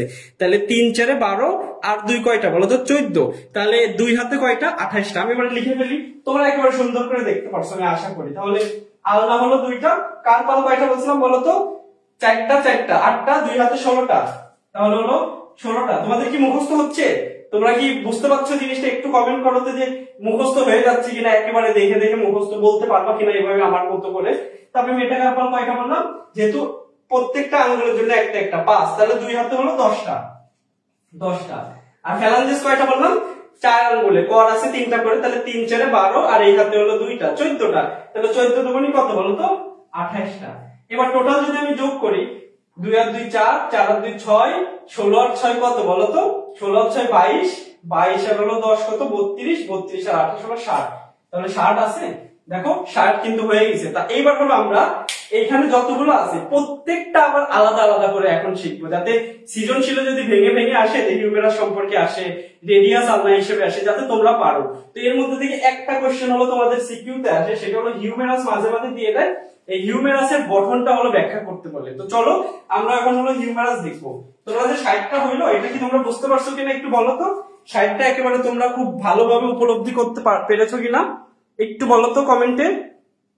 আজকে কোনো কমেন্ট নেই, উইদাউট কমেন্টে ক্লাস নিচ্ছি। তাহলে এখন দেখো আমরা এখন কি শিখবো, আমরা এখন হলো হিউমেরাস শিখবো খুব ভালো মতো। আবার একটু মনোযোগ দাও, আমি আবারও দেখাচ্ছি তোমাদেরকে। তোমরা দেখতে পাচ্তেছো? হ্যাঁ দেখতে পাচ্তেছো। তাহলে দেখো এটাকে আমরা বলতেছি হলো হিউমেরাস, ঠিক আছে? এই হিউমেরাসের কয়েকটা অংশ আছে, সেটা হলো এইটাকে হিউমেরাসের মাথা বলবো। দেখো এটা হলো হিউমেরাসের মাথা। এইখান থেকে দেখো যে গোল চলে গেছে, এই গোলটাকে বলবো হলো হিউমেরাসের হলো গ্রীবা বা ঘাড় বলবো। হ্যাঁ, এটা হলো তার বডি। আর নিচের দিকে দেখো, নিচের দিকে কি আছে বলতো? নিচের দিকে হলো এপিকন্ডাইল, দুই পাশে যে উঁচু জায়গা এটাকে বলা হয় এপিকন্ডাইল। আর এইটা একটা ফসা দেখো গর্ত টাইপের, আর এইটা একটা দেখো নস, টকলিয়ার নস। হ্যাঁ, এবার কথা হলো এখান থেকে একটা কোশ্চেন আসে। কি কোশ্চেন বলতো? আমাদের হিউমেরাসটা যদি ভেঙে যায় সেহেতু কোন বরাবর ভেঙে যায়? একটু খেয়াল করো, এখানে আমি ঘাড়ের কথা বললাম কিন্তু দুইটা ঘাড় আছে। কিভাবে দুইটা ঘাড়? দেখো এই বরাবর যদি আমি গোল করি সেটাকে একটা ঘাড় বলা হয়, আর এই বরাবর যদি একটা গোল করি আমি তাহলে আর একটা ঘাড়। তাহলে এই বরাবর যে গোলটা আমি করতেছি সেটাকে বলা হয় হলো তোমার অ্যানাটমিক্যাল গ্রীবা বা অ্যানাটমিক্যাল ঘাড়। আর এই বরাবর যদি আমি একটা গোল করে ঘাড় বানাইতে চাই সেটাকে বলা হয় হলো সার্জিক্যাল গ্রীবা বা সার্জিক্যাল ঘাড়। এখন অ্যাক্সিডেন্ট যদি হয় বা কোনো দুর্ঘটনা যদি ঘটে তাহলে হিউমেরাসের এইখান থেকে ঠাস করে ভেঙে যায় বা ফ্র্যাকচার গুলো হয়। এই জন্য সার্জিক্যাল গ্রীবা কখন আসছে? ওই যে সার্জিক্যাল টার্মের সাথে জড়িত। সার্জিক্যাল কি একটা মেডিকেল টার্ম, মানে ভেঙে যাওয়ার একটা টার্ম। তাহলে সার্জিক্যাল গ্রীবা বরাবর কি হবে বলতো? হিউমেরাসটা ভাঙে। কিন্তু অ্যানাটমিক্যাল গ্রীবা যেটা আছে সেটা বরাবর কিন্তু ভাঙবে না। তাহলে হিউমেরাসের মাথা আর হলো গ্রীবার মধ্যে যে পার্থক্যটা আমি আশা করি যে তোমরা বুঝতে পারছো। এবার হলো টিউবারোসিটি আছে। এখন টিউবারোসিটি দেখো এখানে উঁচু জায়গা আছে, দেখো এইটা হলো বড় উঁচু জায়গা আর এটা হলো ছোট উঁচু জায়গা। এটাকে বলা হয় টিউবারকল, বড় টিউবারকল, ছোট টিউবারকল। এখন কালকে যখন আমি পেশি তোমাদেরকে পড়িয়েছিলাম, তোমাদের কি মনে আছে? এখানে হলো বাইসেপস ছিল, এখানে হলো ট্রাইসেপস ছিল, আর আরেকটা বলছিলাম ডেলটয়েড। তাইলে ডেলটয়েডটা হিউমেরাসের সাথে লাগে না, এই জন্য দেখো এই জায়গাটা একটু তোমরা দেখতে পাচ্ছ, হয়তো অনুভব করতে পারছো না, একটু খাসকাটা আছে। এখান থেকে একটা মাসেল সুন্দর মতো চলে গেছে। ওই ডেলটয়েড মাসেলের নাম অনুসারে এই জায়গাটার নাম হয়েছে হলো ডেলটয়েড রিজ। কি বলছি বলতো? ডেলটয়েড রিজ নামকরণ করা হয়েছে এটার। তাহলে কি কি বলতো? একটা হলো তোমার মাথা, গ্রীবা, টিউবারকল, ডেলটয়েড রিজ, তারপর হলো এপিকন্ডাইল আছে, ঠিক আছে? দুইটা এপিকন্ডাইল। তাহলে এটা যদি বাম দিকের না, এটা হলো ডান পাশের হিউমেরাস। তাহলে ডান পাশের যদি হিউমেরাস হয়, এই কন্ডাইল বা এপিকন্ডাইলটাকে আমরা কি বলবো বলতো? Medial epicondyle. আর এই জায়গাটা তুমি সুন্দর মতো চিত্র রেখে বলে দিতে পারো, এটাকে বলবো হলো ল্যাটারাল এপিকন্ডাইল। তাহলে হিউমেরাসের মধ্যে যা যা আছে আশা করি যে তোমরা হিউমেরাসটা খুব ভালো করে বুঝতে পেরেছো। এবার হলো রেডিয়াস আর হলো আলনা। এই রেডিয়াস আর আলনার ক্ষেত্রে কি ঘটনা ঘটতে পারে? রেডিয়াস আর আলনার ক্ষেত্রে যদি আমি বলি তাহলে রেডিয়াস আর আলনার ক্ষেত্রে কিছু প্রসেস আছে। কি কি প্রসেস থাকতে পারে? দেখো রেডিয়াস একটু আগে আমরা পড়ছিলাম কি বলতো? কোরাকয়েড প্রসেস আর হলো অ্যাক্রোমিয়াল প্রসেস। আর এইখানে আমরা বলবো দেখো রেডিয়াস, ঠিক আছে, করোনয়েড, রেডিয়াস করোনয়েড। তাহলে করোনয়েড প্রসেস থাকবে এইখানে। আর স্ক্যাপুলাতে কি থাকে? স্ক্যাপুলাতে হলো কি বলতো? Coracoid process. আর রেডিয়াসে কি থাকবে? Coronoid process. আর এখানে আরো একটা প্রসেস থাকবে, সেটা কি প্রসেস বলতে পারবা কেউ?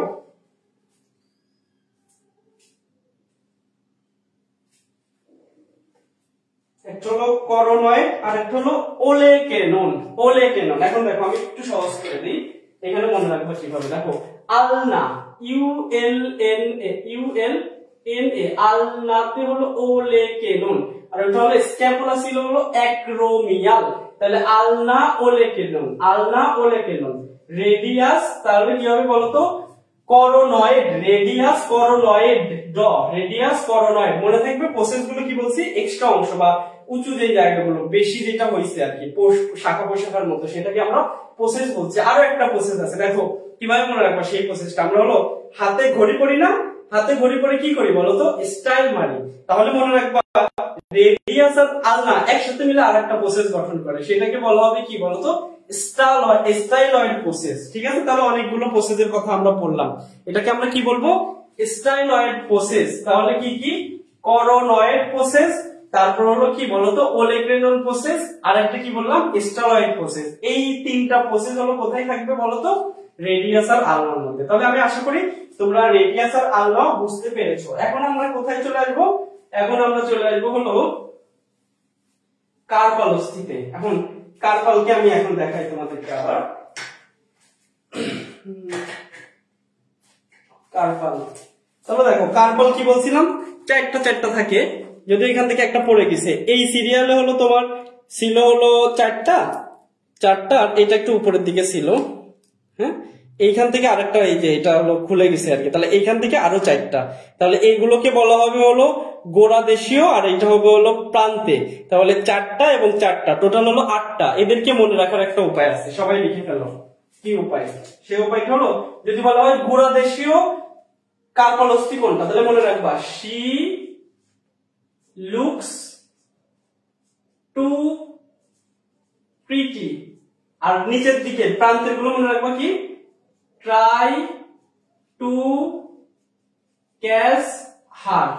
দেখো টোটাল চারটা হয়ে গেছে। she তে কি স্ক্যাপয়েড, look তে কি লুনেট, t তে কি স্ক্যাপয়েড লুনেট ট্রাইকয়েন্টাল পিসিফর্ম, তারপর ট্রাই তে কি ট্র্যাপিজিয়াম ট্র্যাপিজয়েড ক্যাপিটেট হ্যামেট। আমার সাথে সাথে বলো, সবাই লিখবা আর কি, এটা পরেও যারা দেখবা যে কি কি গোড়া দেশীয় মনে রাখবো কিভাবে, she looks too pretty। নিচের গুলো কিভাবে মনে রাখবো, try to catch her, তাহলে she looks too pretty try to catch her, তাহলে স্ক্যাপয়েড লুনেট ট্রাইকয়েন্টাল পিসিফর্ম, তারপর হলো trapezium trapezoid capitate hamate, trapezium trapezoid capitate hamate, try to catch her, she looks too pretty, scaphoid lunate triquetral pisiform, try to catch her, trapezium trapezoid scaphoid lunate. এখানে আরেকটা কথা আছে, নেভিকুলা নামে একটা ব্র্যাকেটের মধ্যে দেওয়া আছে, এই নেভিকুলাটা তোমরা কেটে দিবা, কারণ নেভিকুলা হলো ওই যে পায়ের যে আছে না, পায়ের হলো, তাহলে কার্পালে যেটা হবে টার্সাল, টার্সালের অস্থির নাম হলো নেভিকুলার। হ্যাঁ, তাহলে এখান থেকে নেভিকুলাটা কেটে দিবা, বইতে এটা ভুল দেওয়া আছে। তাহলে কিভাবে মনে রাখবো, she looks too pretty try to catch her, she looks too pretty try to catch her, scaphoid lunate triquetral pisiform, তারপর ট্র্যাপিজিয়াম ট্র্যাপিজয়েড ক্যাপিটেট হ্যামেট। মনে থাকবে? আশা করি সবাই একেবারে কার্পাল এটা একবারে খুব সুন্দর মতো বুঝতে পেরেছো বা পারবা। তাহলে আমি এখন মেটাকার্পালে চলে যাই। মেটাকার্পালের মধ্যে কি 5টা অস্থি আছে, এটা মানে পড়ানোর আর দরকার নেই। আর এটা হলো ফ্যালাঞ্জেস। ফ্যালাঞ্জেস কি বলছিলাম, কর দিয়ে মনে রাখবে। এখানে যে কয়টা কর আছে সেভাবে আমরা গুনে গুনে দেখতে পারি। পরীক্ষার হলে ভুলে গেলে একটু কর দেখবো যে কয়টা আছে, তাহলেই হয়ে যাবে। এখন হলো এখান থেকে একটা কোশ্চেন আসে, যদি বলা হয় বাহুতে ফ্যালাঞ্জেস কয়টা, তাহলে হবে হলো 24টা। সেম ভাবে যদি বলে পায়ে ফ্যালাঞ্জেস কয়টা, তাও হবে 24টা। কিন্তু কোশ্চেনটা এমন ভাবে দেয় যে মানব দেহে ফ্যালাঞ্জেসের সংখ্যা কয়টি, তখনই কিন্তু আমরা ভুল করে ফেলি। তাহলে মনে রাখবা, মানব দেহে ফ্যালাঞ্জেস যদি বলে, তাহলে মানব দেহে তো পা এবং হাত দুইটাই আছে বা বাহু, তাহলে পায়েও থেকে 24টা, সরি এটা তো 28টা ছিল, তাই না? 28টা। তাহলে পায়েও ছিল 28টা, হাতেও ছিল 28টা, তাহলে 28 দুগুণে কত? 56টা। তাহলে মানব দেহে ফ্যালাঞ্জেস, মানব দেহে ফ্যালাঞ্জেস কিন্তু তোমার কয়টা? 56টা। কিন্তু শুধু বাহু বললে 28টা, শুধু পা বললে 28টা। আমি একটু পরে আবার দেখাবো পায়ের গুলো। তাহলে আশা করি তোমরা উপাঙ্গীয় কঙ্কালটা মোটামুটি ভালো করে একেবারে দেখে দেখে বুঝে ফেলছো আর কি। তাহলে আমি মুছে দিলাম। কোনো অসুবিধা কি আছে? বাহু, তাহলে বাহুতে কয়টা পাইলাম? 60টা পাইলাম। এই পার্টটা আমি মুছে দিব এখন। বাহুতে পড়ে ফেলছি আমরা, একেবারে মুখস্থ করাই ফেলছি। এখন কি হবে? এখন হবে হলো শ্রোণী অস্থিচক্র। শ্রোণী অস্থিচক্র কোনটা? সেম ভাবে আবার একটু আগে দেখাইছিলাম না, ক্ল্যাভিকল আর স্ক্যাপুলা মিলে একটা চক্র গঠন করে। সেম ভাবে আমাদের নিচের দিকে এই হিপ বোনের মধ্যে কি কি থাকবে জানো? দুইটা হিপ বোন সাথে কক্কিস মিলে আর একটা হলো চক্র গঠন করে। হ্যাঁ, সেটা হলো শ্রোণী অস্থিচক্র। এই শ্রোণী অস্থিচক্রতে হলো মানে দুইটা হাড্ডি থাকে, মানে দুই পাশে দুইটা হলো তোমার হিপ বোন বা এই যে ইনোমিনেট বোনস যেটা থাকে, তাহলে এর সংখ্যা হলো 2টা। তবে এই বোনস গুলো হলো একটু বড় বড়, আমার কাছে এটা নাই, আমি সরি আসলে দেখাইতে পারতেছি না, ফ্রেন্ডের কাছে আছে হয়তো। তো এই হিপ বোনের একটু বড় দেখতে, মানে 3টা পার্ট আছে। আবার সেই 3টা পার্টের নামগুলো একটু যদি আমরা দেখি, ইলিয়াম, ইসচিয়াম আর পিউবিস। ইলিয়াম, তারপর হলো ইসচিয়াম, আর একটা হলো পিউবিস। ঠিক আছে, কি কি বলছি বলতো? ইলিয়াম, ইসচিয়াম আর হলো পিউবিস। এখন কথা হলো এই ইলিয়ামটা আমি একটু লিখি, ILL, IUM। এখন বলো তো এই ইলিয়ামটা না আরো এক জায়গায় আছে ইলিয়াম, সেই ইলিয়ামটা কি নামে আছে তোমরা বলতে পারবা? মানে পার্থক্য কোথায় বলো তো? আমরা যখন 3 অধ্যায় পড়বো যে তোমার পরিপাক শোষণ, সেই পরিপাক শোষণের মধ্যে একটা জায়গা আছে, সেটা কি জায়গা বলো তো? ইলিয়ামটা না সেটা ওইটাও ইলিয়াম, যেমন জিওডেনাম, জেজুনাম, ইলিয়াম, তাহলে ওইটার বানানো একই বাংলায় ইলিয়াম, ইলিয়ামই আছে। তাহলে পার্থক্য কোথায় বলো তো? পার্থক্য হলো ইংলিশ বানানো। আমি যদি একটু দেখাই ILLEUM, তাহলে কিভাবে মনে রাখবে? দেখো হাড্ডি মানে হলো সব সোজা সোজা লম্বা লম্বা, তাহলে আই হলো লম্বা, তাহলে এই ইলিয়ামটা হাড়ের ইলিয়াম বা হিপ বোনের ইলিয়ামের অংশ। আর এই ইলিয়াম কার অংশ বলতো? এটা হলো পরিপাক নালীর ক্ষুদ্রান্তের অংশ। সেটা কি? দেখো ক্ষুদ্রান্ত নাড়িভুঁড়ি কি থাকে? পেঁচানো থাকে, ইও হলো পেঁচানো আছে। বুঝাইতে পারলাম আমি জিনিসটা? তাহলে ইলিয়াম দুই জায়গাতে থাকে আমাদের শরীরে, একটা হলো হিপ বোনের একটা পার্টের নামও ইলিয়াম, সেম ভাবে আবার ক্ষুদ্রান্তের একটা পার্টের নামও ইলিয়াম। বাংলায় এই দুইটাকে দেখতে একই রকম, পার্থক্যটা কোথায়? ইংলিশ বানানে পার্থক্য। তাহলে ইংলিশে এখানে ইলিয়ামে হলো আই আছে, এবং এই ইংলিশে হলো তোমার পরিপাকের যে অধ্যায় আছে ক্ষুদ্রান্তের, সেই ইলিয়ামের এখানে হলো ই আছে। ই মানে পেঁচানো, আই মানে হলো সোজা, বোনস গুলো সোজা হয়, তাহলে আই থাকলে ইলিয়ামটা হলো বোনসের পার্ট হবে, আর ই মানে পেঁচানো, পেঁচানো হলো নাড়িভুঁড়ি, সেটা থাকলে হবে পরিপাক বা ক্ষুদ্রান্তের অংশ। আশা করি তোমরা এই ইলিয়ামের কনফিউশনটাও বুঝতে পেরেছো। ঠিক আছে, তাহলে আমি এখন চলে যাই ইলিয়াম, ইস্টিয়াম আর পিউবিস। এই ইলিয়াম, ইস্টিয়াম আর পিউবিস যদি বলি, এটাতে এখন তোমাদেরকে আমি কিভাবে দেখাই, আমি একটু বইতে দেখানোর চেষ্টা করি তোমাদেরকে সামনে নিয়ে। এই যে দেখো, তোমরা দেখতে পাচ্ছ হয়তো, হ্যাঁ দেখা যাচ্ছে। তাহলে সবাই একটু মনোযোগ দাও। দেখো এই উপরের পার্টটা এইটাই হলো ইলিয়াম, ঠিক আছে? এটাকে কি বলবো বলতো? ইলিয়াম। আর দেখো নিচে যেটা আসছে এটাকে বলবো হলো আমরা ইস্টিয়াম। আর এই উপরে যে অংশটা গঠন করলো সেটাকে আমরা কি বলবো বলতো? ইলিয়াম, ইস্টিয়াম, আর এটা হলো পিউবিস। এখন একটা কথা, এখানে দুইটা গর্তের মতো দেখা যাচ্ছে, এই দুইটা গর্তকে কি বলা হয়? এই দুইটা গর্তকে বলা হয় হলো অবটুরেটর ফোরামেন। আর এইখানে দেখো আর একটা হলো গর্তের মতো আছে, সেটাকে বলা হবে অ্যাসিটাবুলাম। এই গর্তের মধ্যে হলো ফিমারটা এসে লাগবে, কিন্তু এই দুইটা গর্ত কিন্তু আলাদা, এই দুইটা গর্ত হলো অবটুরেটর ফোরামেন। এখন তোমাদের বইতে একটা মানে ভুল কনফিউশন মানে তথ্য দেওয়া, সেটা কি? যে অবটুরেটর ফোরামেন গঠন করেছে হলো কোন কোন পার্ট? তো তোমাদের বইতে দেওয়া হলো ইলিয়াম আর ইস্টিয়াম। আসলেই কিন্তু ইলিয়ামটা গঠন করে না। কে কে গঠন করে চিত্রটি দেখো। তাহলে ইস্টিয়াম আর পিউবিস এই দুইটাই কিন্তু হলো অবটুরেটর ফোরামেনটাকে ঘিরে রাখে। তাহলে মনে রাখবা অবটুরেটর ফোরামেন কে তৈরি করে? তাহলে যদি বলি ইলিয়াম কিন্তু আসবে না, ইস্টিয়াম থাকবে আর হলো পিউবিস থাকবে। আশা করি তোমরা বুঝতে পেরেছো। আর অ্যাসিটাবুলাম যেটা আছে, অ্যাসিটাবুলামের সাথে কে এসে লাগবে? এই যে ফিমার। তাহলে ফিমারের যে মাথাটা আছে দেখো, এটা কিন্তু গ্রীবা খুব সুন্দর মতো দেখা যায়, হিউমেরাসেরটার মধ্যে কিন্তু না। তাহলে এই যে হলো তোমার মাথাটা, এটা হলো এই যে অ্যাসিটাবুলামের মধ্যে লাগবে। হ্যাঁ, এখন এইখান থেকে একটা খ নম্বরের কোশ্চেন আসে। কি খ নম্বরের কোশ্চেন? সেটা হলো তোমার ছেলেদের অস্থিচক্র আর মেয়েদের অস্থিচক্রের মধ্যে পার্থক্য লেখো। তাহলে আমি যদি তোমাদেরকে বলি, আর একটা জিনিস বলে ফেলি, শুরুতেই বলা উচিত ছিল, সেটা হলো হাড্ডি যদি বলি, সেটা হলো ছেলেদের হাড্ডিগুলো হলো ভারী হবে এবং হলো কি হবে বলতো? শক্ত হবে একটু বেশি। আর মেয়েদের হাড্ডিগুলো তুলনামূলক হালকা হবে, এবং হালকা তো হবে কিন্তু তুলনামূলক নরম হবে আর কি। ছেলেদের গুলো একটু শক্ত থাকে, মনে রাখবা। তাহলে এই তোমার হিপবোনটা যদি বলি, হিপবোনের ক্ষেত্রে দুইটা পার্থক্য যখন আসবে তখন আমরা কি বলবো বলতো? হিপবোনের ক্ষেত্রে মনে রাখবা শ্রোণীয় অস্থিচক্রটা মেয়েদের হলো বড় থাকে। কেন জানো? কক্কিসটা হলো তোমার মোটা এবং চ্যাপ্টা থাকে। এই জন্য দেখবা মেয়েরা যত চিকন হোক না কেন, যে মাথার এই হাড়টা কিন্তু একটু বড় থাকে আর কি। তোমরা যারা আসো দেখবা, বা তোমরা এটা তো দেখতে পারো প্র্যাকটিক্যালি, কিন্তু ছেলেদের ক্ষেত্রে কিন্তু এটা চিকন থাকবে, কারণ ছেলেদের কক্কিসটা হলো তোমার একটু চ্যাপ্টা থাকবে। আর চ্যাপ্টা না মানে কম চ্যাপ্টা থাকবে, মেয়েদের হলো বেশি চ্যাপ্টা থাকবে। আর যে গহ্বরটা তৈরি করে সেটা হলো মেয়েদের হলো গহ্বরটা বড়, যেহেতু সব দিকে মানে কক্কিসটাও তোমার বড়, তার চ্যাপ্টা মানে কি বড় তৈরি করবে না গর্তটা, তাহলে হলো ছেলেদের বড়। তারপর হলো পিউবিক সিম্পাইসিস। পিউবিক সিম্পাইসিস কি? ইলিয়াম, ইস্টিয়াম আর পিউবিস মানে হিপ বোন গুলো সামনে যেটা এসে জোড়া লাগে সেটাকে বলা হলো পিউবিস সিম্পাইসিস। এই পিউবিস সিম্পাইসিস এর তুলনামূলক হলো মেয়েদের ক্ষেত্রে বড় থাকে সামনের দিকে, ছেলেদের ক্ষেত্রে একটু পেছনের দিকে থাকে। তাহলে শ্রোণীয় অস্থিচক্রটা কিন্তু তোমার হলো কাদের বলো তো? মেয়েদের হলো বড় থাকবে বা মোটা থাকবে বা চ্যাপ্টা থাকবে, সেটা হলো ছেলেদের ক্ষেত্রে হলো তুলনামূলক কম থাকবে। আমি আশা করি তোমাদের খ নাম্বারটাও বলে দিতে পারছি। তোমরা এভাবে 3টা-4টা পয়েন্ট যদি লিখে ফেলো তাহলে তোমাদেরকে 2 এর মধ্যে 2 দিয়ে দিবে। তাহলে আমরা শনি অস্থি চক্র পড়ে ফেলছি আর কি। এখন আমরা পড়বো হলো পা। চলো আমরা একটু পাটা খুব ভালো করে দেখি, জাস্ট 30 সেকেন্ডের ভিডিওতে।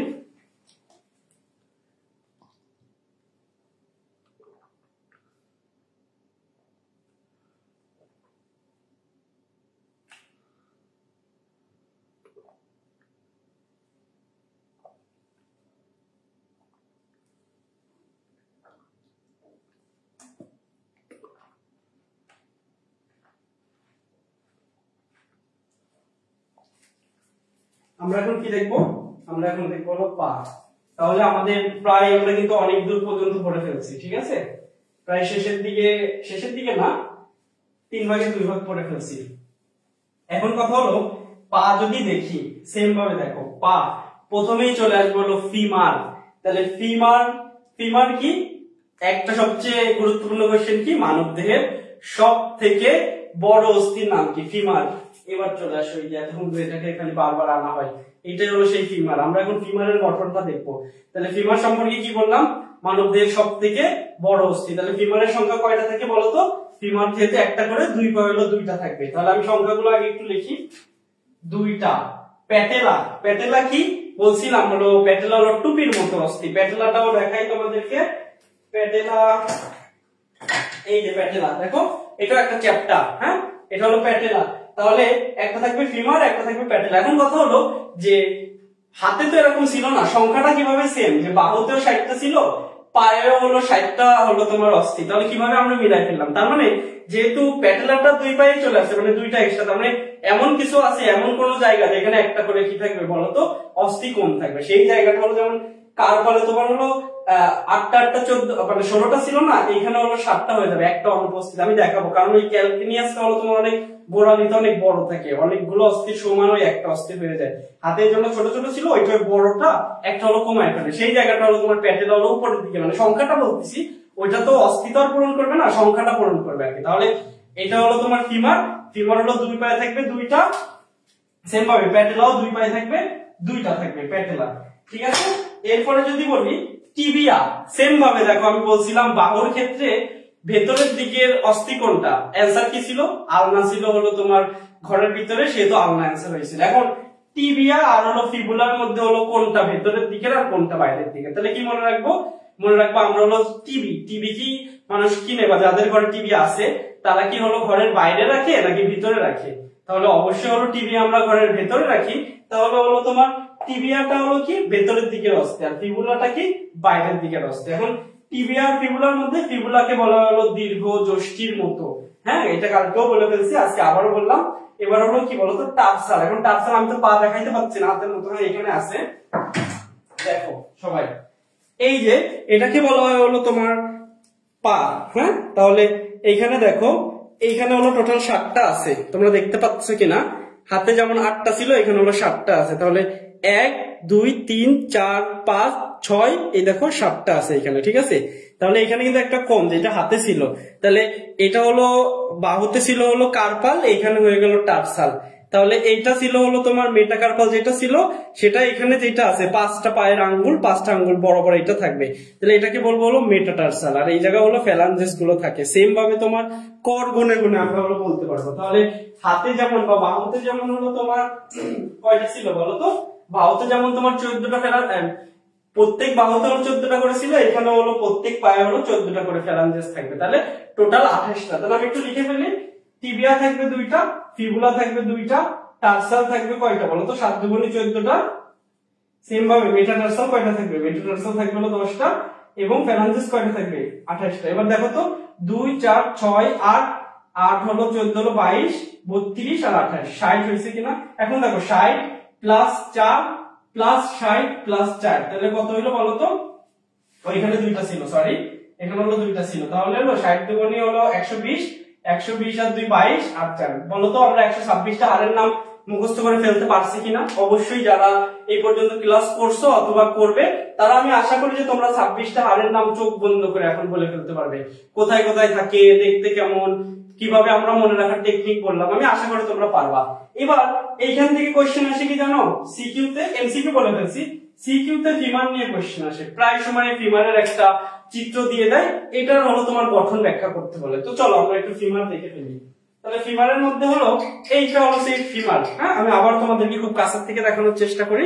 তাহলে ফিমারের মধ্যে এইটা হলো ফিমারের মাথা, আর এটার গ্রীবা দেখো খুব সহজ ভাবে একবার সুন্দর মতো দেখা যাচ্ছে। তাহলে এটা হলো গ্রীবা বা ঘাড়।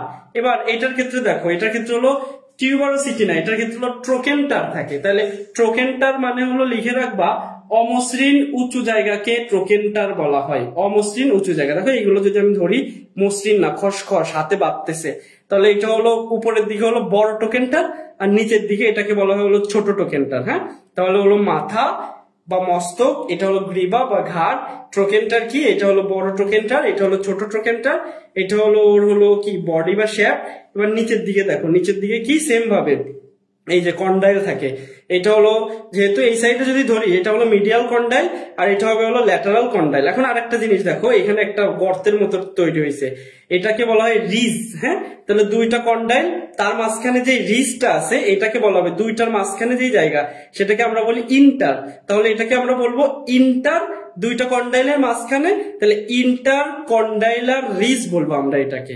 আর এইখানে দেখো, এইখানে হলো এই যে একটা ফসার মতো জায়গা আছে, এখানে হলো পেটেলেটা এসে যুক্ত থাকে। তাহলে আমরা আবারও যদি একটু দেখি, এটা হলো মস্তক, এটা ফিমারের মাথা, এটা হলো গ্রীবা, আর এটাকে কি বললাম বলো তো, ট্রোকেন্টার মানে হলো অমসৃণ উঁচু জায়গা। তাহলে এটা হলো বড় ট্রোকেন্টার, এটাকে বলবো ছোট ট্রোকেন্টার, এটা হলো তার বডি।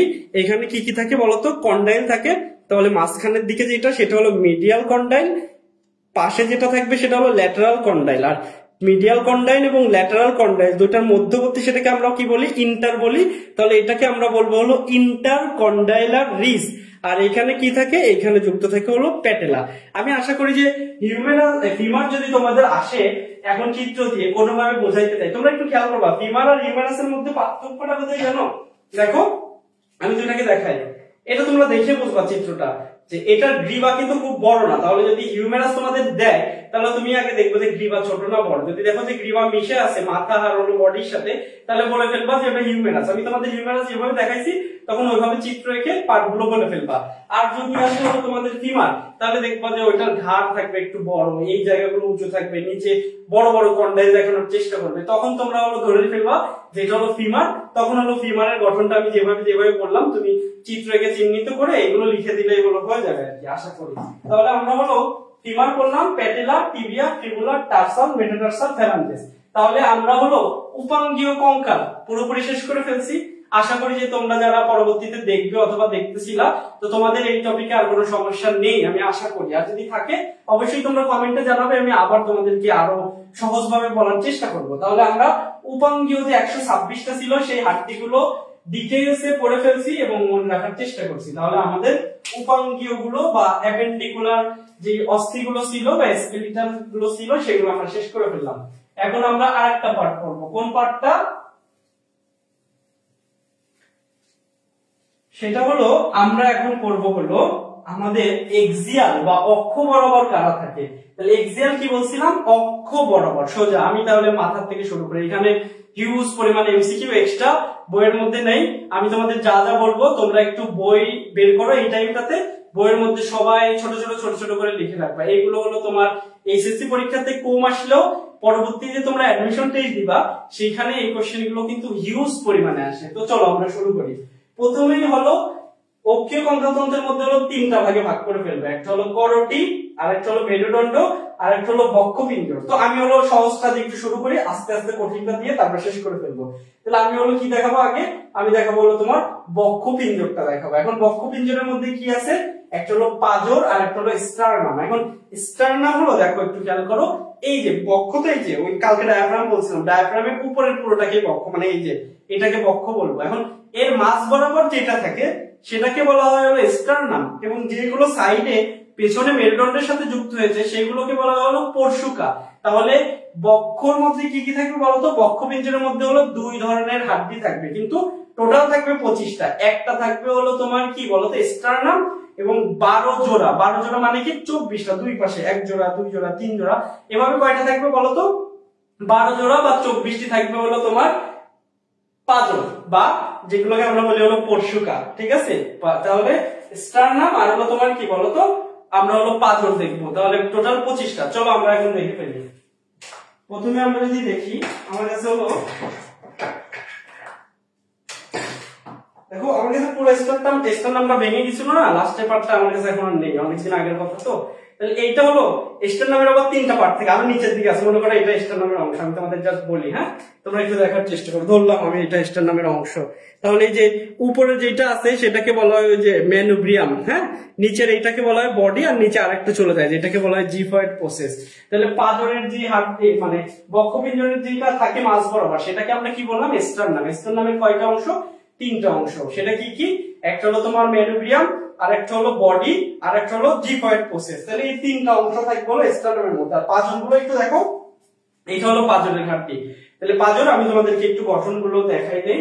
গঠনগুলো যদি তোমাদেরকে দেখাই, পাজরগুলো যেভাবে থাকে, পেছন দিক দিয়ে মনে করো হিউমারাসের সাথে মেরুদণ্ডের সাথে যুক্ত থাকে, আর সামনের দিকে যে হলো স্টারনামের সাথে যুক্ত হয়। তাহলে এইটার পার্টগুলো তোমাদের বইতে আছে, আমি সামনাসামনি একটু দেখাই দিই। দেখো এটার যে মাথাটা আছে সেই মাথাটাকে বলা হয় হলো, এই যে মাথাটা দেখো, এই মাথাটাকে হলো তোমাদের বইতে বলছে হলো ক্যাপিচুলাম। তাহলে এটা হলো ক্যাপিচুলাম, হ্যাঁ। আর তারপরে বলছে হলো টিউবারোসিটি। টিউবারোসিটি মানে দেখো এই যে তোমরা দেখতে পাচ্ছ, এই যে দেখো উঁচু আছে, হ্যাঁ এটাকে বলা হচ্ছে টিউবারোসিটি। এখন দেখো আমি যদি এটা এইভাবে ধরি, তাহলে এইখান থেকে একটা অ্যাঙ্গেলের তৈরি করলো না বলো, তাহলে এই অ্যাঙ্গেলটাকে বলা হচ্ছে, তো অ্যাঙ্গেলই বলবে আর কি, ঠিক আছে। তাহলে এটা হলো অ্যাঙ্গেল। তাহলে কি কি বললাম? এটা হলো ক্যাপিচুলাম, এটা হলো টিউবারকল, এটা হলো অ্যাঙ্গেল, আর এই যে অংশটা চলে গেছে দেখো এইটাকে বলা হয় হলো শ্যাফট। এই যে এটাকে বলা হচ্ছে কি? শ্যাফট বলা হয়। আর সামনের দিকে যেটা আছে সেটাকে বলা হয় কি বলতো? কোস্টাল কার্টিলেজ, হ্যাঁ কোস্টাল কার্টিলেজ। এই যে এখান থেকে এটা খেয়ে ফেলছে, এখানে সামনের দিকে আরেকটু থাকবে যেটা হলো তোমার স্টারনামের সাথে যুক্ত হয়, সেটাকে আমরা কি বলবো? Coastal cartilage. সবাই যদি এটা বুঝে থাকো, এখন চলো আমরা একটু পড়ি এটা নিয়ে ডিটেইলসে। কিভাবে আমরা ডিটেইলসে পড়তে পারি সেটা হলো একটু দেখো, যে স্টারনাম সম্পর্কে আমরা পড়ে ফেলছি যতটুকু, এতটুকুই হবে। কিন্তু পাজরের ক্ষেত্রে কিছু কথা আছে। পাজরকে আবার 3 ভাগে ভাগ করা হয়। কয় ভাগে? 3 ভাগে। টোটাল 12 জোড়াকে 3 ভাগে ভাগ করতে পারে। একটা হলো তোমার হলো কি বলতো প্রকৃত পরশুকা, একটা হলো অপ্রকৃত পরশুকা, আর একটা কি বলতো ভাসমান পরশুকা বা ফ্লোটিং লিভস, হ্যাঁ ভাসমান। এখন কোনটা কোনটা হবে আমি তোমাদেরকে একটু বলি। দেখো এখানে স্টারনাম তো এই পর্যন্ত থাকে নরমালি, তাহলে যারা সরাসরি হলো স্টারনামের সাথে এসে লাগবে এরকম সংখ্যা হলো 7 জোড়া। কয় জোড়া বলতো? 7 জোড়া। 1 থেকে 7 পর্যন্ত সরাসরি এসে, তোমরা বইয়ের মধ্যে চিত্রটা দেখে নিবা, একেবারে সরাসরি এসে হলো স্টারনামের সাথে লাগে।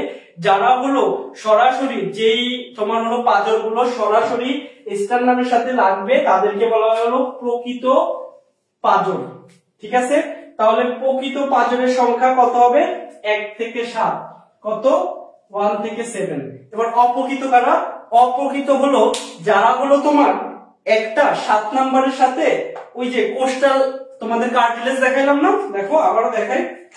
এই যে কোস্টাল কার্টিলেজ থাকে সামনে, এই কোস্টাল কার্টিলেজ গুলো সামনে হলো বড় হয়ে 3টা একসাথে 8, 9 এবং 10, এই 3টার কোস্টাল কার্টিলেজ এভাবে যুক্ত হইতে হইতে হইতে হইতে একটা হলো কোস্টাল রিজ গঠন করে, এরকম একটা লাইনের মতো। সেটা কি হয় জানো? এখান থেকে দেখো এই রিজটা তোমরা একটু হাত দিয়ে দেখতে পারো, সেটা হলো 7 নাম্বারের সাথে এসে লাগে। তাহলে 7 নাম্বারের সাথে এসে মানে যারা সরাসরি না, যারা হলো কোস্টাল আর্টস লিখে রাখবা, তাহলে কে কে কোস্টাল আর্টস গঠন করে? 8, 9 এবং 10 নাম্বার হলো তোমার পাজরের হাড্ডি হলো কোস্টাল আর্টস গঠন করে, ঠিক আছে। বুঝাইতে পারলাম জিনিসটা? তাহলে এরা কি সরাসরি যুক্ত বলতো এই তোমার হলো স্টারনামের সাথে? অ্যান্সার হবে যে না। তাহলে কি ওরা হলো কোস্টাল আর্টস গঠন করে স্টারনামের সাথে বা সপ্তম পরশুকার সাথে যুক্ত হয়। সপ্তমটা কোথায় যায়? স্টারনামের সাথে যুক্ত হয়। তাহলে বলতে পারি হলো যারা সরাসরি স্টারনামের সাথে যুক্ত না হয়ে কোস্টাল আর্টস গঠন করে 7 নাম্বারের সাথে যুক্ত হয়, এরপরে তোমার সেটা স্টারনামে আসে, তাহলে সেগুলোকে আমরা বলবো হলো অপ্রকৃত পাজর বা পরশুকা, সহজ কথায়। তাহলে সেটা সংখ্যা কত হবে বলতো? সেটা সংখ্যা হবে 8, 9 এবং 10। আর একটা কি আছে? ভাসমান, বা ভাসমানকে আমরা কি বলি? ফ্লোটিং, হ্যাঁ ফ্লোটিং লিভস। তাহলে ফ্লোটিং হলো 11 আর 12 পেছনের দিক থেকে ঠিকই মেরুদণ্ডের সাথে যুক্ত, কিন্তু সামনে এসে আর যুক্ত হয়নি, ওটা হলো পেছন দিক থেকে ভেসে থাকে। সেটা হলো 11 নম্বর আর 12 নম্বরকে বলা হলো ফ্লোটিং লিভস। 11 আর 12। আশা করি তোমরা জিনিসগুলো খুব ইজিলি বা বুঝতে পারতেছো জিনিসগুলো। হ্যাঁ, তাহলে এইটা হলো কি বললাম, ফ্লোটিং রিবস তোমরা হলো বুঝে ফেলছো। তাহলে এটা সংখ্যা কত, টোটাল হলো 12 জোড়া মানে হলো 24টি, আর এটা হলো একটা মানে টোটাল কয়টা বলো তো, 25টা। তাহলে 25টা সংখ্যা হয়ে গেল। এখন আমরা দেখবো হলো মেরুদণ্ডের হাড়টি। তাহলে মেরুদণ্ড যদি আমরা একটু দেখি, মেরুদণ্ডে কয়টা হাড়টি বলতো, মেরুদণ্ডের এখানে কিন্তু কনফিউশন আছে, ঠিক আছে। মেরুদণ্ডের হলো 26টা 26টা হাড়টি। কিভাবে দেখো, সার্ভাইকালে থাকবে হলো 7টি, থোরাসিক মাত্রই বললাম, থোরাসিকে থাকবে ঠিক পেছন দিকে, যেমন পরশিকা 12 জোড়া ছিল, এটা পেছনের দিকে হলো 12 জোড়াই থাকবে, 12 জোড়া না 12টি থাকবে হলো তোমার মেরুদণ্ড, ঠিক আছে, 12টি মেরুদণ্ড।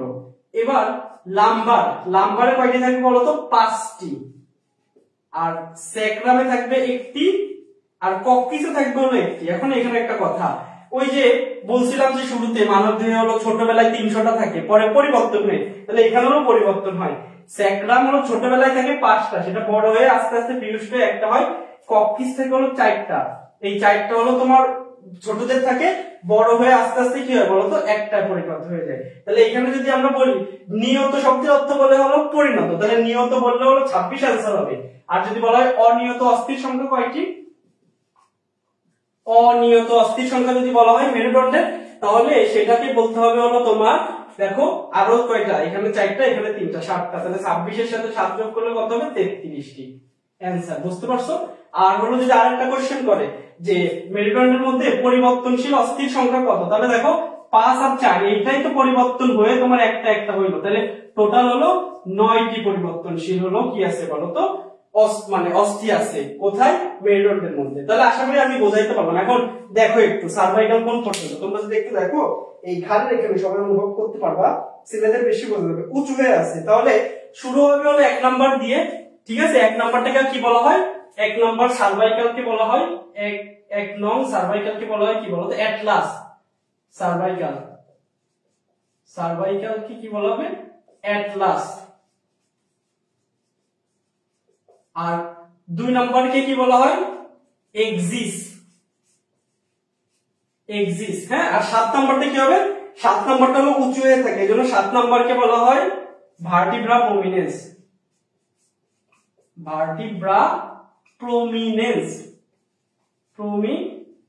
প্রমিনেন্স মানে হলো তোমার কি, একটু বেশি উঁচু বোঝায় আর কি। তাহলে এইখানে বুঝতে পারবো ভালো মতো, সার্ভাইকাল এখানে শেষ হয়, ঠিক তারপরে থেকে কি শুরু হয় বলতো, থোরাসিক শুরু হবে, তারপরে থোরাসিক 12টার পরে হলো লাম্বার শুরু হবে, তারপর হলো তোমার স্যাক্রাম শুরু হবে, এরপর হলো লাস্টে একটা হলো কক্সিস হবে। এখন চলো আমরা দেখবো মেরুদণ্ড। এই যে এইগুলোকে বলা হয় হলো মেরুদণ্ডের হাড়। এটা হলো তোমার থোরাসিক রিজিয়নের, মানে এই 12টা থোরাসিক রিজিয়নের, এইগুলো হলো তোমার কশেরুকা। হ্যাঁ, তাহলে এটাকে আমরা কি বললাম, কশেরুকা বা মেরুদণ্ড। মেরুদণ্ড হলো পুরোটাকে বোঝায়, আর মেরুদণ্ডের একটা পার্ট যখন একটা, সেটাকে আমরা কি বলবো, কশেরুকা বলবো। মানে সিঙ্গেলটাকে বলি কশেরুকা, পুরোটাকে বলি আমরা মেরুদণ্ড, ঠিক আছে, বা ভার্টিব্রা বলি। মেরুদণ্ড বা ভার্টিব্রা হলো পুরোটাকে বোঝায়, আর একটা যখন বলবো যে এখানে একটা আছে, সেটাকে বলবো হলো আমরা কশেরুকা। তাহলে কশেরুকার একটু গঠনটা আবার দেখো, আমি তোমাদেরকে একেবারে সামনের থেকে আবারও দেখাই। সামনে থেকে যদি দেখাই তাহলে কি হবে বলতো, এই যে দেখো পার্ট গুলো তোমরা দেখতে পাচ্তেছো, এখানে হলো টোটাল প্রথমে আমরা হলো 2 ভাগে ভাগ করতে পারি। তাহলে এইটাকে বলবো হলো ভার্টিব্রাল বডি, আর এই যে উঁচু জায়গাগুলো আছে সেগুলোকে বলবো হলো ভার্টিব্রাল আর্টস। তাহলে হলো তোমার কশেরুকার কয়টা পার্ট থাকবে, 2টা, একটা হলো ভার্টিব্রাল বডি আর একটা হলো আর্টস। এখন এই আর্টস এর মধ্যে অনেকগুলো গঠন আছে, তোমরা একটু দেখো, দেখতে পাচ্ছ অবশ্যই। দেখো এই যে সোজা সামনের দিকে যেটা চলে আসছে একটা স্পাইন, হ্যাঁ, সিংহের মতো টাইপের আর কি। তাহলে এটাকে বলা হবে হলো স্পাইনাল প্রসেস। কি প্রসেস মানে আবারও বলছিলাম যে যেটা হলো লম্বালম্বি জায়গা এক্সট্রা একটু চলে আসবে সামনের দিকে, তাহলে এটা হবে হলো স্পাইনাল প্রসেস। এবার দেখো 2 পাশে চলে গেছে ট্রান্সভার্স, তাহলে এটাকে বলা হবে হলো ট্রান্সভার্স প্রসেস, ঠিক আছে, বুঝতে পারছো? তাহলে এটা হলো স্পাইনাল প্রসেস, এটাকে বলবো হলো ট্রান্সভার্স প্রসেস। এখন দেখো এখানে আমি হলো আঙ্গুলের প্রবর্ধনের মতো আছে বা ধরতে পাচ্ছে আঙ্গুল দিয়ে, এটাকে বলা হবে হলো ল্যামিলা। কি বলা হবে বলতো, ল্যামিলা। তোমরা এই জায়গাগুলো সব বইতে দেখবা, আমি বইয়ের চিত্র ওইভাবে হয়তো ভালো করে বুঝতে পারবা না, এখানে একটু দেখো। তাহলে এটাকে বললাম স্পাইনাল প্রসেস, এটাকে বললাম ট্রান্সভার্স প্রসেস, এটাকে বললাম ল্যামিলা। এবার পেডিকল নামে আরেকটা জায়গা আছে, দেখো ভার্টিব্রা বডি এবং আর্স এইটাকে যে যুক্ত সংযোগ ঘটাইছে সেটাকে আমরা বলবো হলো পেডিকল। ঠিক আছে, তাহলে কি বললাম আমরা হলো জানতে পারলাম হলো প্রসেস, বডি পারলাম। এখন কথা হলো এখানে আরো কিছু জিনিস আছে, কি জিনিস সেটা একটু যদি খেয়াল করো, এখানে কিছু যুক্ত হওয়ার আর একটা যে যুক্ত হয়েছে না, দেখো আমি যদি এটাকে যুক্ত করি তাহলে এই যে কিছুর সাথে একটা সংযোগ ঘটলো, সংযোগ ঘটার ফলেই কিন্তু যুক্ত হইলো। দেখো তাহলে কোনো কিছুর সাথে লাগছে, তাহলে লাগার অংশটা যদি আমি তোমাদের আস্তে আস্তে দেখাও, এইটার সাথে লাগছে, তাহলে আবারও সেই প্রথমের প্রান্তিকতা টপিক, এটা হলো তোমার কি ছিল বলতো, উপরের দিকে ছিল না, উপরের দিকে। তাহলে আমি একটাকে দেখাই, এই একটাকে যদি বলি তাহলে উপরের দিকে যেখানে লাগবে সেটাকে বলা হবে হলো সুপ্রা স্পাইনাল প্রসেস। কি বলা হবে বলতো, সুপ্রা স্পাইনাল প্রসেস, বা সরি এটা তো লাগার জায়গা, তাহলে এটা হলো আর্টিকুলার বলে, আর্টিকুলেশন মানে হলো লাগবে, তাহলে এটাকে বলা হবে সুপিরিয়র আর্টিকুলার তোমার কি বলতো প্রসেস। আর নিচের দিকে দেখো, এই যে নিচের দিকে এটার সাথে যুক্ত, তোমরা দেখতে পাচ্ছ কিনা, এই যে আর একটু গর্তের মতো জায়গা, এটাকে বলা হলো ইনফিরিয়র আর্টিকুলার প্রসেস। তাহলে এখানে কয়টা আর্টিকুলার জায়গা আছে, টোটাল 4টা বা 2 ধরনের, একটা হলো উপরের দিকে সুপিরিয়র আর্টিকুলার প্রসেস আর নিচের দিকে হলো ইনফিরিয়র আর্টিকুলার প্রসেস। তাহলে তোমরা আশা করি যে ভার্টিব্রার গঠনটাও তোমরা খুব ভালো করে দেখতে পারছো, মানে বুঝতে পেরেছো, যদি পরীক্ষার মধ্যে আসে তোমরা এটা গঠন দিতে পারবে। এখন কথা হলো চলো আমরা ফোরামেন গুলো দেখি। তাহলে একটা কশেরুকার মধ্যে দিয়ে যে ফোরামেনটা যায় সেটাকে বলা হয় হলো ভার্টিব্রাল ফোরামেন। ঠিক আছে, এখন যখন এই প্রত্যেকটা সবগুলো একসাথে এসে তোমার হলো গর্ত তৈরি করলো, এখানে দেখো 2টা আছে, হ্যাঁ আমি আর একটা জোড়া লাগাই দিই, 3টা। এখন তোমরা দেখতে পাচ্ছ এই যে গর্তটা তৈরি হলো, এইভাবে একবারে আমাদের মাথা থেকে যে নিচ পর্যন্ত একটা ক্যানেলের তৈরি হয় না বলো, সেটাকে বলা হয় হলো ভার্টিব্রাল ক্যানেল। বুঝাইতে পারলাম? তাহলে একটা যখন থাকবে সেটাকে আমরা কি বলবো, সেটাকে আমরা হলো বলবো ভার্টিব্রাল ফোরামেন। ফোরামেন মানে হলো ছিদ্র। আর যখন পুরো একসাথে থাকবে লাগানো সেটাকে আমরা কি বলবো বলতো, ক্যানেল তৈরি হয়েছে একটা, তাহলে সেটাকে বলবো ভার্টিব্রাল ক্যানেল। এখন দেখো এই ভার্টিব্রাল ক্যানেলের এইখানে আবার 2টা কশেরুকার মাঝখানে একটা ছিদ্র, যেটা এই পাশের থেকে ওই পাশ দেখা যাচ্ছে, তোমরা খেয়াল করছো, এটা হলো এই পাশের থেকে ওই পাশ দেখা যাচ্ছে। তাহলে 2টা ভার্টিব্রাল মাঝখানের যে জায়গাটা সেটাকে আমরা কি বলি, মধ্যবর্তী জায়গাকে বলি হলো ইন্টার। কি বলি বলতো, ইন্টার। তাহলে এইটাকে বলবো হলো ইন্টার, আর ভার্টিব্রাল যে ফোরামেন, তাহলে ভার্টিব্রাল ফোরামেন। আমি আবার একটু তোমাদেরকে বলি, তাহলে কি, যখন একটা কশেরুকা থাকবে, একটা কশেরুকার যে ছিদ্রটা থাকে সেই ছিদ্রকে আমরা বলি হলো কি বলতো, ভার্টিব্রাল ফোরামেন। যখন হলো অনেকগুলো মানে সবগুলো হলো ভার্টিব্রা একসাথে এসে লাগে, কশেরুকা একসাথে এসে লাগে, তখন একটা বড় ক্যানেলের মতো তৈরি করে, সেটাকে আমরা বলবো ভার্টিব্রাল ক্যানেল। আর আমরা যদি পাশাপাশি দেখার চেষ্টা করি তাহলে হলো এই সবগুলো ভার্টিব্রা প্রত্যেকটা উপরেরটার সাথে নিচেরটা একটা গর্ত তৈরি করছে, যেটাকে বলা হবে ইন্টার। এই যে এখন দেখা যাচ্ছে, বোঝা যাচ্ছে যে ইন্টার ভার্টিব্রাল ফোরামেন। এখন হলো এদের মধ্যে দিয়ে হলো কি কি কন্টেন্ট যায়, তাহলে মনে রাখবে, দেখো অনেকগুলো কশেরুকা মিলে যে গর্তটা তৈরি করলো সেটাকে বললাম ভার্টিব্রাল ক্যানেল। তাহলে ভার্টিব্রাল ক্যানেলের মধ্যে দিয়ে হলো আমাদের মাথার থেকে হলো কি আসবে বলতো, স্পাইনাল কর্ড উইথ মেনিনজেস। কি আসবে, স্পাইনাল কর্ড উইথ মেনিনজেস। তাহলে ভার্টিব্রাল ক্যানেল দিয়ে কি আসবে, spinal cord. Spinal cord, spinal cord এর হলো তোমার বাংলা কি, সুষুম্না কাণ্ড। সুষুম্না কাণ্ড। তাহলে ওই যে দেখাইলাম আবার যে পাশাপাশি যে ছিদ্রটা সেটাতে কি যাবে, সেটাতে যাবে হলো দেখো সুষুম্না কাণ্ড এসে আবার ভাগ হবে না শাখা শাখায়, সেগুলোকে বলা হবে স্নায়ু।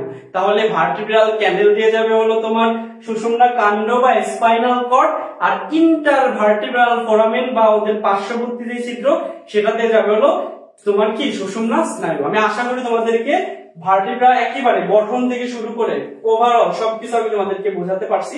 এবং আরেকটা সর্বশেষ কোশ্চেন, সেটা হলো এইটা একটু দেখো তোমরা, এটাও তোমাদের বইতে নাই, আমি একটু এক্সট্রা বলে দেই। সেটা হলো সার্ভাইকাল যে 7টা আছে সেই সার্ভাইকালকে আবার 2 ভাগে ভাগ করা হয়, একটা হলো টিপিক্যাল আর একটা হলো এটিপিক্যাল। এটিপিক্যাল। এখন এই টিপিক্যাল যারা আছে, টিপিক্যাল মানে কি বলতো, যারা হলো তোমার দেখতে হলো একই রকম, কাজ একই রকম সবকিছু। আর এটিপিক্যাল মানে কি, যাদের গঠন ভিন্ন ভিন্ন। তাহলে এই 7টার মধ্যে এটিপিক্যাল হলো 1, 2 আর 7 নাম্বারটা। এই তিনটা দেখতে হলো এক একটা থেকে এক একটা আলাদা, মানে আলাদা করতে পারবো। আর টিপিক্যাল মানে একই রকম, সেটা হলো 3 নাম্বার থেকে 6 নাম্বার হলো সার্ভাইকাল কশেরুকাকে টিপিক্যাল সার্ভাইকাল কশেরুকা বলা হয়। আর 1, 2 আর 7 নাম্বার কশেরুকাকে কি বলা হয়? এটিপিক্যাল সার্ভাইকাল কশেরুকা বলা হয়। আশা করি যে তোমরা মেরুদণ্ডের যতগুলো প্রশ্ন ছিল আমি হলো টাচ করতে পেরেছি বা তোমাদেরকে বোঝানোর চেষ্টা করেছি আর কি। এখন তোমরা না বুঝলে অবশ্যই কমেন্ট করবে। এখন লাস্ট পার্ট আমাদের, সেটা কি? করোটি। ঠিক আছে, করোটি দিয়ে আমরা শেষ করে ফেলবো আজকের ক্লাস। তোমাদের রেসপন্স খুবই বাজে ছিল, খুবই জঘন্য ছিল, এটা আমি আশাও করি নাই। একটা ক্লাস নিতে পারতাম, কষ্ট করে 2টা নিলাম, কিন্তু তোমাদের উপস্থিতি ছিল না। ফ্রিতে দিলে এক সমস্যা, বুঝতে পারছো? মানে ফ্রিতে আমরা কখনোই কিছু নিতে চাই না। আমরা তো চেষ্টা করতেছি ভালো করে একেবারে বোঝানোর, ঠিক না? তোমরা যদি না নিতে পারো সেটা তোমাদের ব্যর্থতা। এখন চলো আমরা দেখে ফেলি। এখন হলো 29টা, তার মধ্যে হলো করোটি, করোটিকার হাড্ডি কি কি আছে বলতো? করোটিকা, মুখমণ্ডল আর হলো করোনাস্থি। তাহলে মনে রাখবা করোটি, করোটি হলো ছোট, কিন্তু করোটিকা এখানেই সবাই ভুল করে এবং প্রচুর পরিমাণে মেডিকেল ভর্তি পরীক্ষায় এই কোশ্চেনটা বহুতবার আসছে, বিগত 10 বছরেই 2বার চলে আসছে। সেটা হলো একবার বলবে তোমার হলো করোটির হাড্ডি কয়টি, আর একবার বলবে হলো করোটিকার হাড্ডি কয়টি। তাহলে মনে রাখবা করোটি হলো ছোট, পুরোটাকে বোঝায় আর কি। তাহলে করোটি বললে হলো 29টি হবে, আর করোটিকা মানে বড়। তাহলে বড় মানে কি? একই জায়গায় যদি বড় বড় জিনিস রাখো তাহলে কম রাখতে পারবা, আর একই জায়গায় যদি ছোট ছোট জিনিস রাখো তাহলে বেশি রাখতে পারবা। সহজ, এভাবে মনে রাখবা। তাহলে করোটি বললে হলো পুরোটা, মানে বেশি রাখতে পারবো 29টা। আর করোটিকা বললে হলো করোটিকার অস্থি হলো 6 ধরনের 8টি, 6 ধরনের 8টি। মুখমণ্ডলের অস্থি কয়টা? মুখমণ্ডলের অস্থি মনে রাখবো হলো 8 ধরনের 14টি, 8 ধরনের 14টি। আর কর্ণাস্থি কয়টা? কর্ণাস্থি হলো তোমার 3 ধরনের 6টি, 3 ধরনের 6টি। এখন কথা হলো এই করোটির, যেই করোটির মধ্যে করোটিকা আছে, এই করোটিকা গুলো আমি তোমাদেরকে একটু দেখাই। এটা তোমরা দেখতে পাচ্ছো কিনা? হ্যাঁ, এইটা হলো যে করোটিকা, উপরের অংশ, মাথা, হ্যাঁ মাথা এইভাবে থাকবে আর কি। এটা হলো সেই করোটিকা। তাহলে এই করোটিকার মধ্যে দেখো এই যে ফ্রন্টালটা আরো কেটে গেছে, এখানে আরো আছে আর কি, নিচে আরো একটু আছে। এটা হলো ফ্রন্টাল। তারপরে এইটাই যে কানের উপরে, কানের উপরে কি থাকে বলতো? ফ্রন্টালের উপরে থাকে হলো টেম্পোরাল, আর কানের উপরে থাকে হলো প্যারাইটাল, আর পেছনের দিকে থাকে হলো অক্সিপিটাল। এখন দেখো তো এটা কত সুন্দর ভাবে তোমরা দেখতে পাচ্ছ কিনা, খাসকাটা খাসকাটা খাসকাটা কিছু দাগ দেখা যাচ্ছে, দেখছো? এটা কিন্তু খুব সহজ, মাথা যদি বাস্ট হয় না বোম ফাটার মতো শব্দ হবে আর কি। তাহলে এইগুলোকে বলা হয় হলো সূচার সন্ধি। এই সূচার সন্ধির মাধ্যমে হলো তোমার করোটিকার অস্থিগুলো যুক্ত থাকে বলে কিন্তু এত শক্ত আর কি গঠন এই করোটিকার হাড্ডিগুলো। তাহলে কি সন্ধির মাধ্যমে যুক্ত থাকবে বলতো? সূচার সন্ধির মাধ্যমে যুক্ত থাকবে, সূচার সন্ধির মাধ্যমে যুক্ত থাকে করোটিকার হাড্ডি। তাহলে টোটাল কয় ধরনের বললাম? 6 ধরনের 8টি। এখন 6 ধরনের 8টি, এখন আমি যদি হিসাব করি একটা একটা করে ধরি তাহলে কি হবে বলতো? 6 কে 6 হবে, কিন্তু 8টি মানে কি? যে কোনো 2টা হলো তোমার বেশি আছে, তাহলে এখান থেকে কোশ্চেন আসে। করোটিকার জোড় অস্থি কোনটি? জোড় মানে কি বোঝায়? মানে 2টা কোনটি। তার মানে দেখো 4টা হলো থাকবে হলো সিঙ্গেল, আর 2টা থাকবে হলো ডবল। তাহলে 8টা হচ্ছে, তাহলে 2টা হলো থাকবে হলো ডবল করে জোড় থাকবে। তাহলে জোড় অস্থি কয়টা? কিভাবে মনে রাখবো বলতো? যে জোড় অস্থি কয়টা?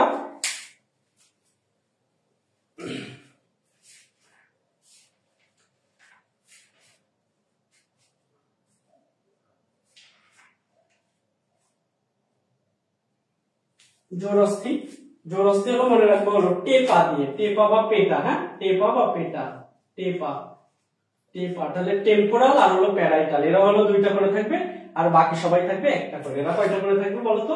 2টা করে, আর বাকিগুলো থাকবে হলো একটা করে। তাহলে টোটাল হলো 8টা হয়ে যাবে। হ্যাঁ, এখন চলো আমরা এই করোটিকার 6টা অস্থি সম্পর্কে খুব ভালো করে পড়বো। হ্যাঁ, খুব ডিটেইলসে। তাহলে 1 নম্বরে হলো ফ্রন্টাল। ফ্রন্টাল সম্পর্কে কি বলতে পারি বলতো? এগুলো লিখে রাখবো, এক্সট্রা ইনফরমেশন।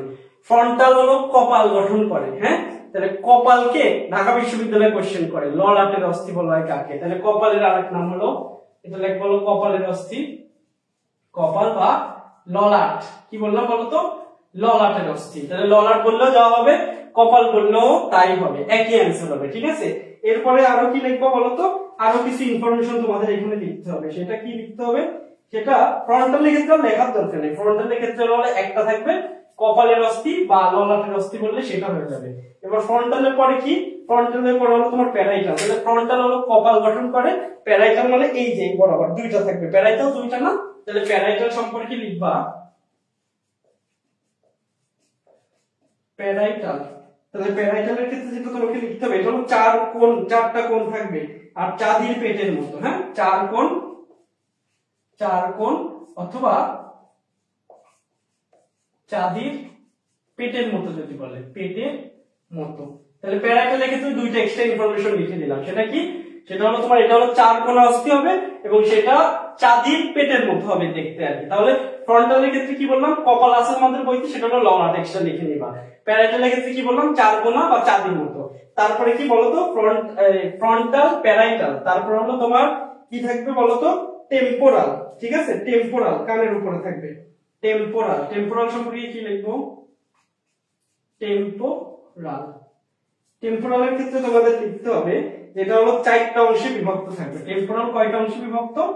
চারটি। একটা হলো চার কোণ আর চারটা অংশ, দুইটা কিন্তু একই কথা না। কোণ মানে হলো কোণাকুণি থাকবে আর অংশ মানে হলো ভাগ পার্ট থাকবে। তাহলে হলো চারটি অংশ থাকবে, অংশ। ঠিক আছে, এবার হলো আমরা কি করবো বলতো, অক্সিপিটাল সম্পর্কে এক্সট্রা কি জানবো, অক্সিপিটাল খুব ইম্পর্টেন্ট।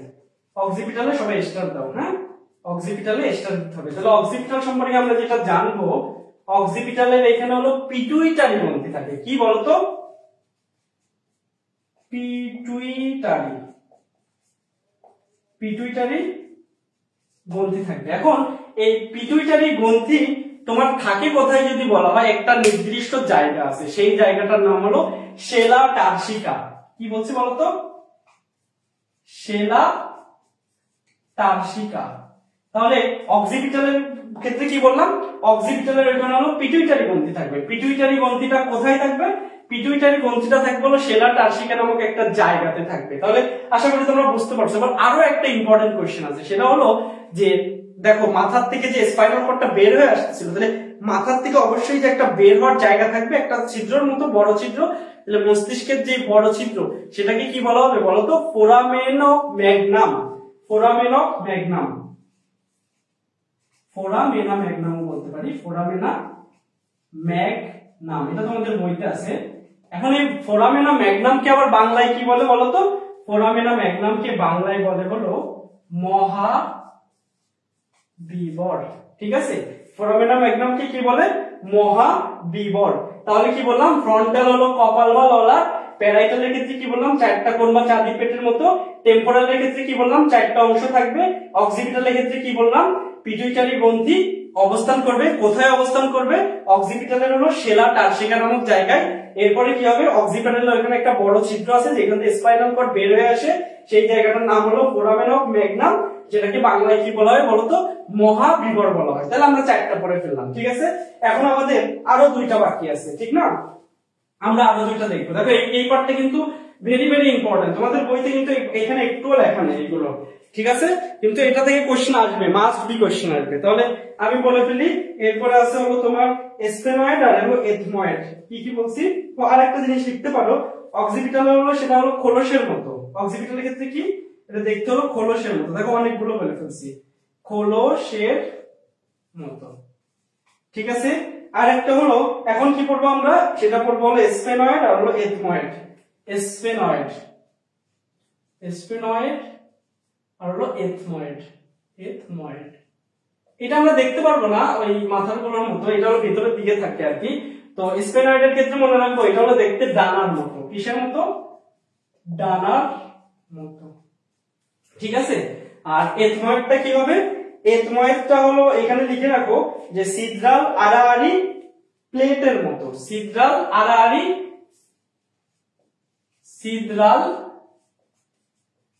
আড়াআড়ি প্লেটের মতো। দেখো কতগুলো ইনফরমেশন লিখে দিলাম। তুমি যদি এই ইনফরমেশন গুলো না লেখো, এগুলো খুবই ইম্পর্টেন্ট, টিচারদের পছন্দের কোশ্চেন এবং পরীক্ষাতে প্রায় আসে, মানে একদম এক বছর পর পর ধরতে গেলে আসে।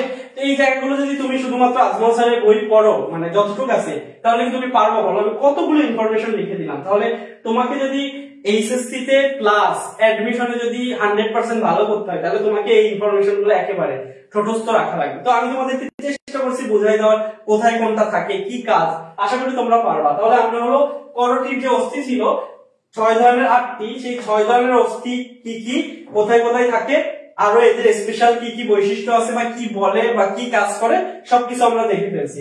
এখন আমরা কি করবো বলতো, মুখমণ্ডল পড়বো। মুখমণ্ডলে এরকম আছে অনেক এক্সট্রা ইনফরমেশন আমরা পড়বো।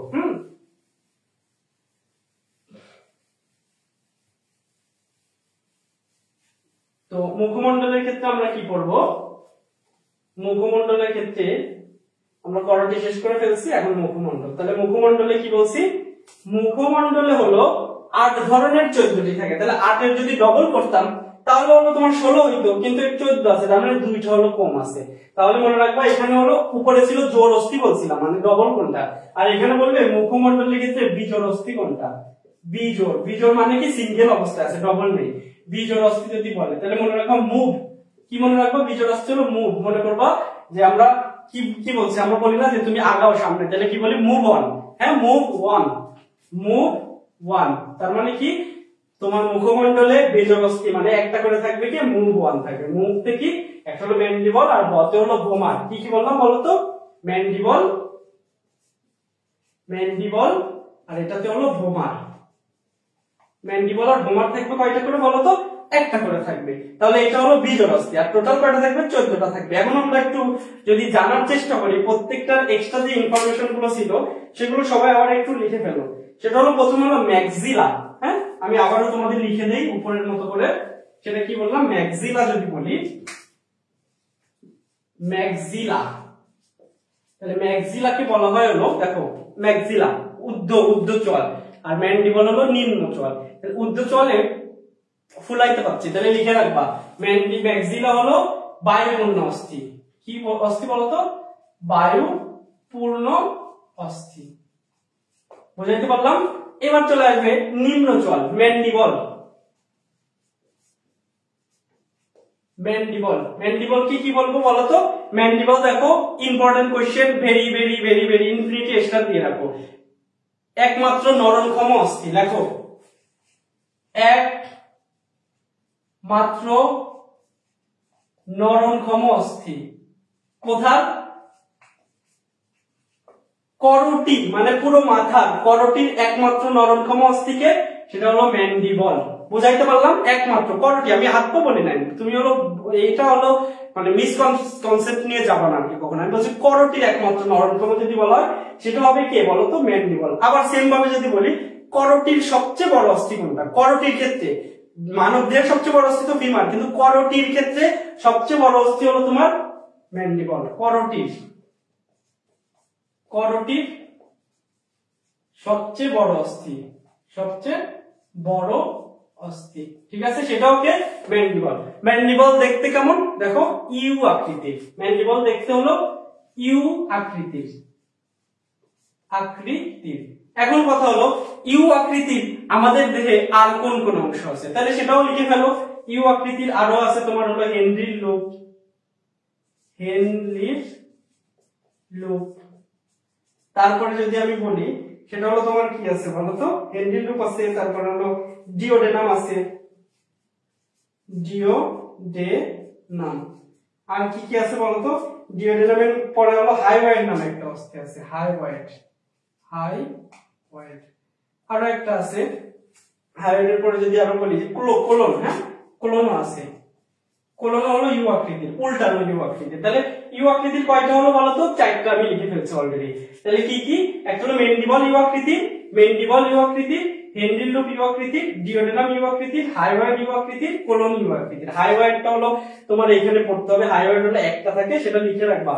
হাইওয়েড হলো 40+ বয়সে আমাদের শরীরে হলো আবির্ভাব করবে, হাইওয়েড অস্থিটা 40+ বয়সে এটা আসবে।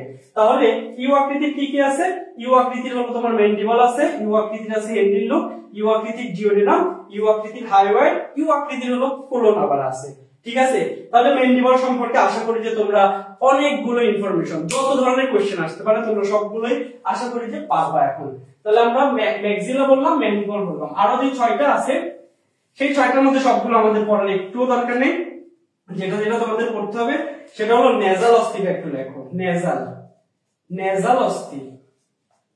তাহলে নেজাল অস্থি কি মনে রাখবে, এটা হলো একটা আয়তাকার অস্থি। হ্যাঁ, আয়তাকার অস্থি। তাহলে নেজাল অস্থিকে বলা হয় আয়তাকার অস্থি। আর একটা যেটা তোমরা লিখবা সেটা হলো প্যালেটাইন অস্থি। ঠিক আছে, আর চারটা পড়ার দরকার নাই, আমি বলে দিচ্ছি, কোনো কোশ্চেন আসবে না। প্যালেটাইন, প্যালেটাইন অস্থি। প্যালেটাইন অস্থির ক্ষেত্রে কি মনে রাখবা, এটা হলো এল আকৃতির অস্থি। ঠিক আছে, তাহলে আমি চারটা পড়তে বললাম, মুখমণ্ডলের মধ্যে কয়টা পড়তে বললাম বলো তো? চারটা। কি কি পড়বা? ম্যাক্সিলা পড়বা, ম্যান্ডিবল পড়বা, নেজাল পড়বা, প্যালেটাইন পড়বা। তাহলে প্যালেটাইন কেমন বললাম বলো তো? ইউ আকৃতি। নেজাল কেমন বললাম? আয়তাকার। তারপর হলো তোমার ম্যান্ডিবল কি বললাম? ইউ আকৃতি। তারপরে ম্যাক্সিলার ক্ষেত্রে কি বললাম? বায়ুপূর্ণ অস্থি। আর ম্যান্ডিবল সম্পর্কে আর অনেকগুলো কোশ্চেন বলে ফেলছি। আশা করি এইগুলোর মধ্যে থেকে তোমাদের একেবারে 100% এইচএসসি পরীক্ষার কথা বলতেছি, 100% মেডিকেল অ্যাডমিশন বলো, ভার্সিটি অ্যাডমিশন বলো, এই টপিক থেকে এইগুলোর বাইরে আর কোনো কোশ্চেন আসার চান্স নাই। তোমরা যারা ক্লাসটা মনোযোগ দিয়ে দেখবে, এর পরবর্তী যখন পরীক্ষা দিবে তখন আমার কথা তোমাদের মনে পড়বে অবশ্যই যে আমি এগুলো পড়াইছিলাম। হয়তো আমাদের প্ল্যাটফর্মটা খুবই ছোট, আমরা কেবল শুরু করতে যাচ্ছি, আমাদের কাছে স্মার্ট বোর্ড নাই, তো বা আমাদের তোমরা চিনো না, এই জন্য হয়তো গুরুত্ব দিয়ে ক্লাসটা দেখছো না। কিন্তু একটা সময় আসবে দেখবা যে এই কোশ্চেন গুলো যদি কেউ দেখো কোনো সময় কোনোভাবে একটু যদি তোমাদের মনে থাকে যে এটা পড়ছিলাম একটা জায়গায় নোমান একাডেমিতে, গোলাম রব্বি ভাইয়া পড়াইছিল, আমি আশা করি যে সেদিন তোমাদের এই কথাগুলো মনে পড়বে যে আমি কত তোমাদেরকে ভেরি ভেরি ইম্পর্টেন্ট বলে লিখে দিয়েছি যেগুলো, সেইগুলোই তোমরা পরীক্ষায় পেয়ে গেছো। আশা করি আসবে ইনশাআল্লাহ। এবার হলো আমরা হলো মুখমণ্ডল তাহলে পড়ে ফেললাম, এবার হলো কর্ণাস্থি দিয়ে আমরা শেষ করে ফেলবো। হ্যাঁ, কর্ণাস্থি। কর্ণাস্থির মধ্যে কি বললাম? তিন ধরনের, টোটাল 6টা থাকবে। তিন ধরনের 6টা। তাহলে তিন ধরনের কি কি থাকবে বলতো? ম্যালিয়াস, ম্যালিয়াস, ইনকাস,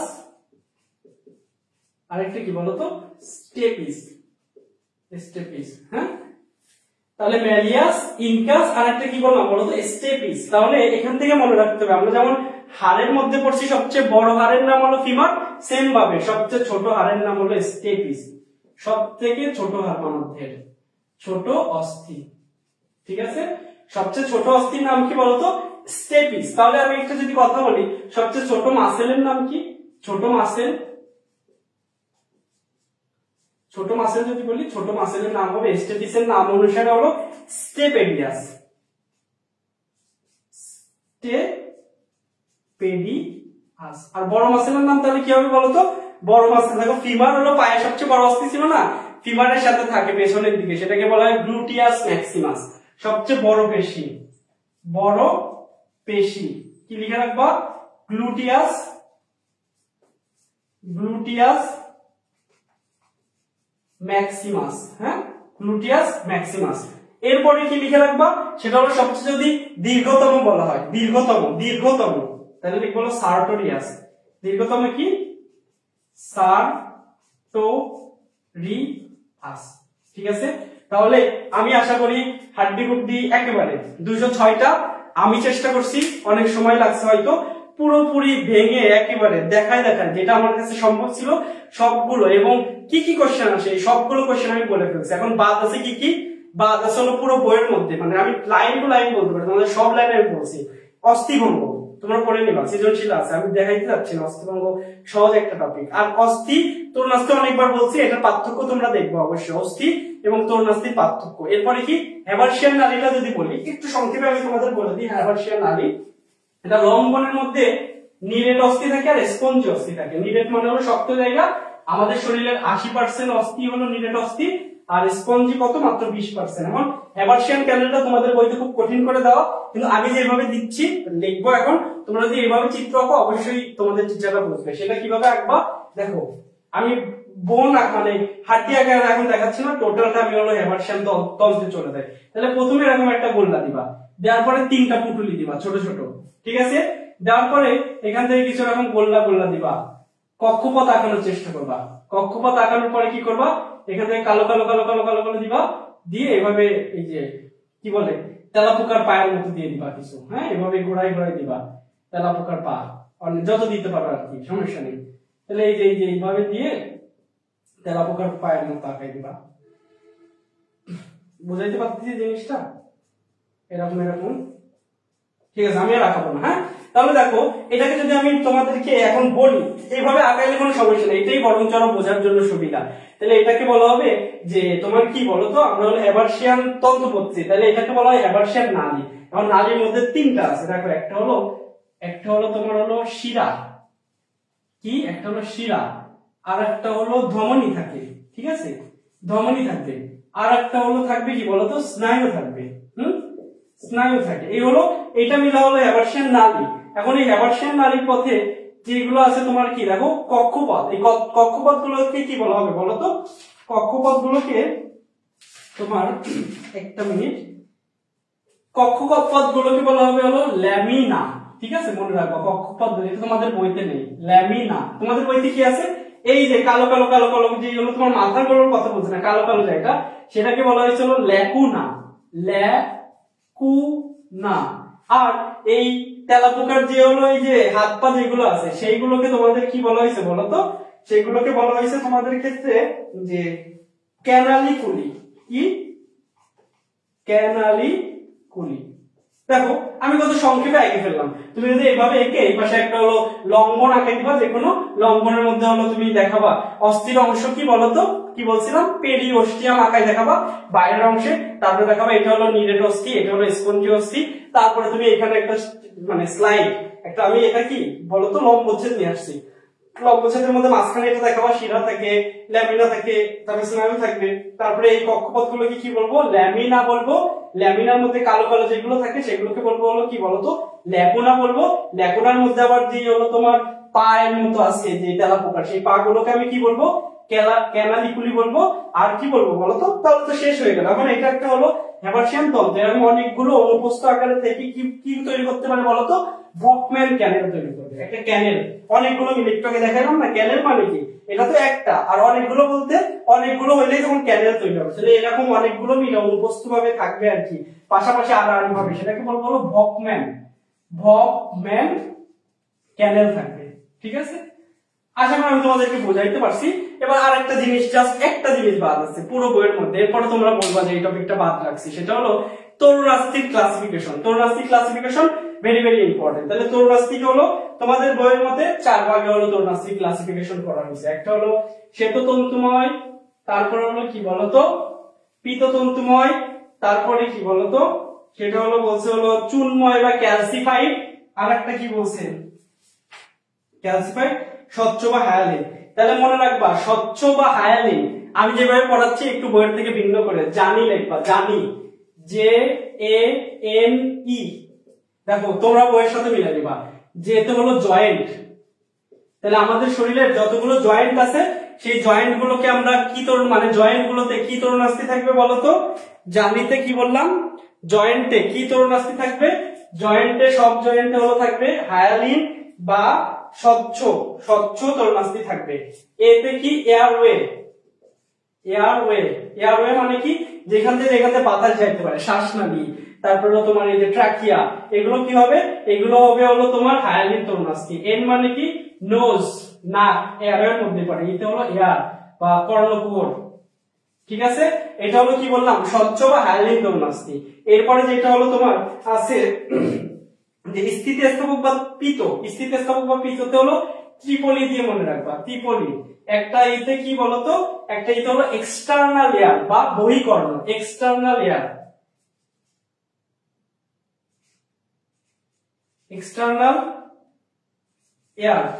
আর একটা ইতে হলো কি বলতো এপিগ্লটিস, আর একটা ইতে কি হবে বলতো এপিগ্লটিস, আর একটা হবে হলো তোমার ইউস্টেশিয়ান নালী। হ্যাঁ, ইউস্টেশিয়ান লিখে নিও, এটা ইউস্টেশিয়ান মানে ত্রিপলি, ইউস্টেশিয়ান নালী, এ হলো ত্রিপলিতে মনে রাখবা। আর হলো চুনময় বা ক্যালসিফাইড এর মধ্যে কি হবে, সেটা হলো হিউমেরাস, আর হলো তোমার এই কি বলে হিউমেরাস, আর হলো ফিমারের মস্তক হলো চুনময় বা ক্যালসিফাইড থাকবে। এবার আরেকটা জিনিস বলে ফেলি একদম লাস্ট, ক্লাস শেষ করে ফেলবো, সেটা হলো অস্থিকে আবার ভাগ করা হয় যে লম্ব অস্থিকা, লং বোন। হ্যাঁ, তাহলে ওই যে হিউমেরাস, রেডিয়াস, আলনা, টিবিয়া, ফিবুলা, শর্ট বোন কাদেরকে বলা হয়, এই যে দেখো হাতের যেগুলো ছিল মানে করতাল বা পদতালের অস্থিগুলো, তার মানে কার্পাল, মেটাকার্পাল এইগুলো। তারপরে যদি চ্যাপ্টা বলে, আমি তোমাদের দেখাইছি কোনটা? এই যে একটা হলো তোমার পরশুকা পাঁজরের অস্থিগুলো, আর ওটা স্ক্যাপুলা। তো এইভাবে তোমরা একটু ভাগ ভাগ করে যদি পড়তে পারো, আমি আশা করি যে 7 অধ্যায় আমি 2টা ক্লাসে প্রায় 4 ঘন্টার মতো, 4 ঘন্টায় আমি A to Z সিকিউ তে এবং এমসিকিউ তে যত টপিক আসতে পারে আমি সবকিছু পড়িয়ে দেওয়ার চেষ্টা করছি। তোমরা যারা এই 4 ঘন্টা ধরে ক্লাস করতে পারো, আমি প্রথমেই বলছিলাম এই কোর্সটা হলো ফ্রিতে 0 থেকে A+ পাওয়ার মতো। তো তোমরা দেখোনি সেটা তোমাদের ব্যর্থতা, কিন্তু আমি আমার মতো করে চেষ্টা করছি পড়িয়ে দেওয়ার। তোমরা যদি আরো আমাকে কমেন্ট করতে বা বলতে, আমি অবশ্যই চেষ্টা করতাম এর থেকে আরো অন্যভাবে পড়ানোর জন্য। তবে আমি চেষ্টা করেছি যে আমার তরফ থেকে জিনিসগুলোকে কত সহজভাবে এবং কত ডিপ এবং ডিটেলসে পড়ানো যায়। তো তোমরা যারা এখনো ক্লাসটা দেখোনি, তারা আমি আশা করবো 4টা ঘন্টা জাস্ট জীবনে নষ্ট না, সময় দিয়ে দেখো, তোমার 7 অধ্যায় তুমি আশা করি যে পুরোপুরি ক্লিয়ার হয়ে যাবে। চাইলে তোমরা দ্বিতীয় পার্ট আগে দেখতে পারো, আর সৃজনশীলে ভালো চাইলে প্রথম পার্টটা আগে দেখতে পারো। তো আশা করি যে তোমরা সবাই ক্লাসটি দেখবে এবং তোমাদের কোনো মতামত থাকলে কমেন্টে জানাবে, এবং পরবর্তী আবার ক্লাসে তোমরা জয়েন করবে। আমি আবারও তোমাদের সামনে হয়তো জুলজি ক্লাসও নিব, আবার সাথে সাথে রসায়ন ক্লাসও নিব। তো আজকে এই পর্যন্ত, সবাইকে ধন্যবাদ জানিয়ে এবং শুভকামনা জানিয়ে, এবং তোমরা যাতে পড়াশোনা করো সেই জন্য একটু গাইডলাইন দিয়ে আমি আজকে শেষ করব। আসসালামু আলাইকুম ওয়া রাহমাতুল্লাহি ওয়া বারাকাতুহু।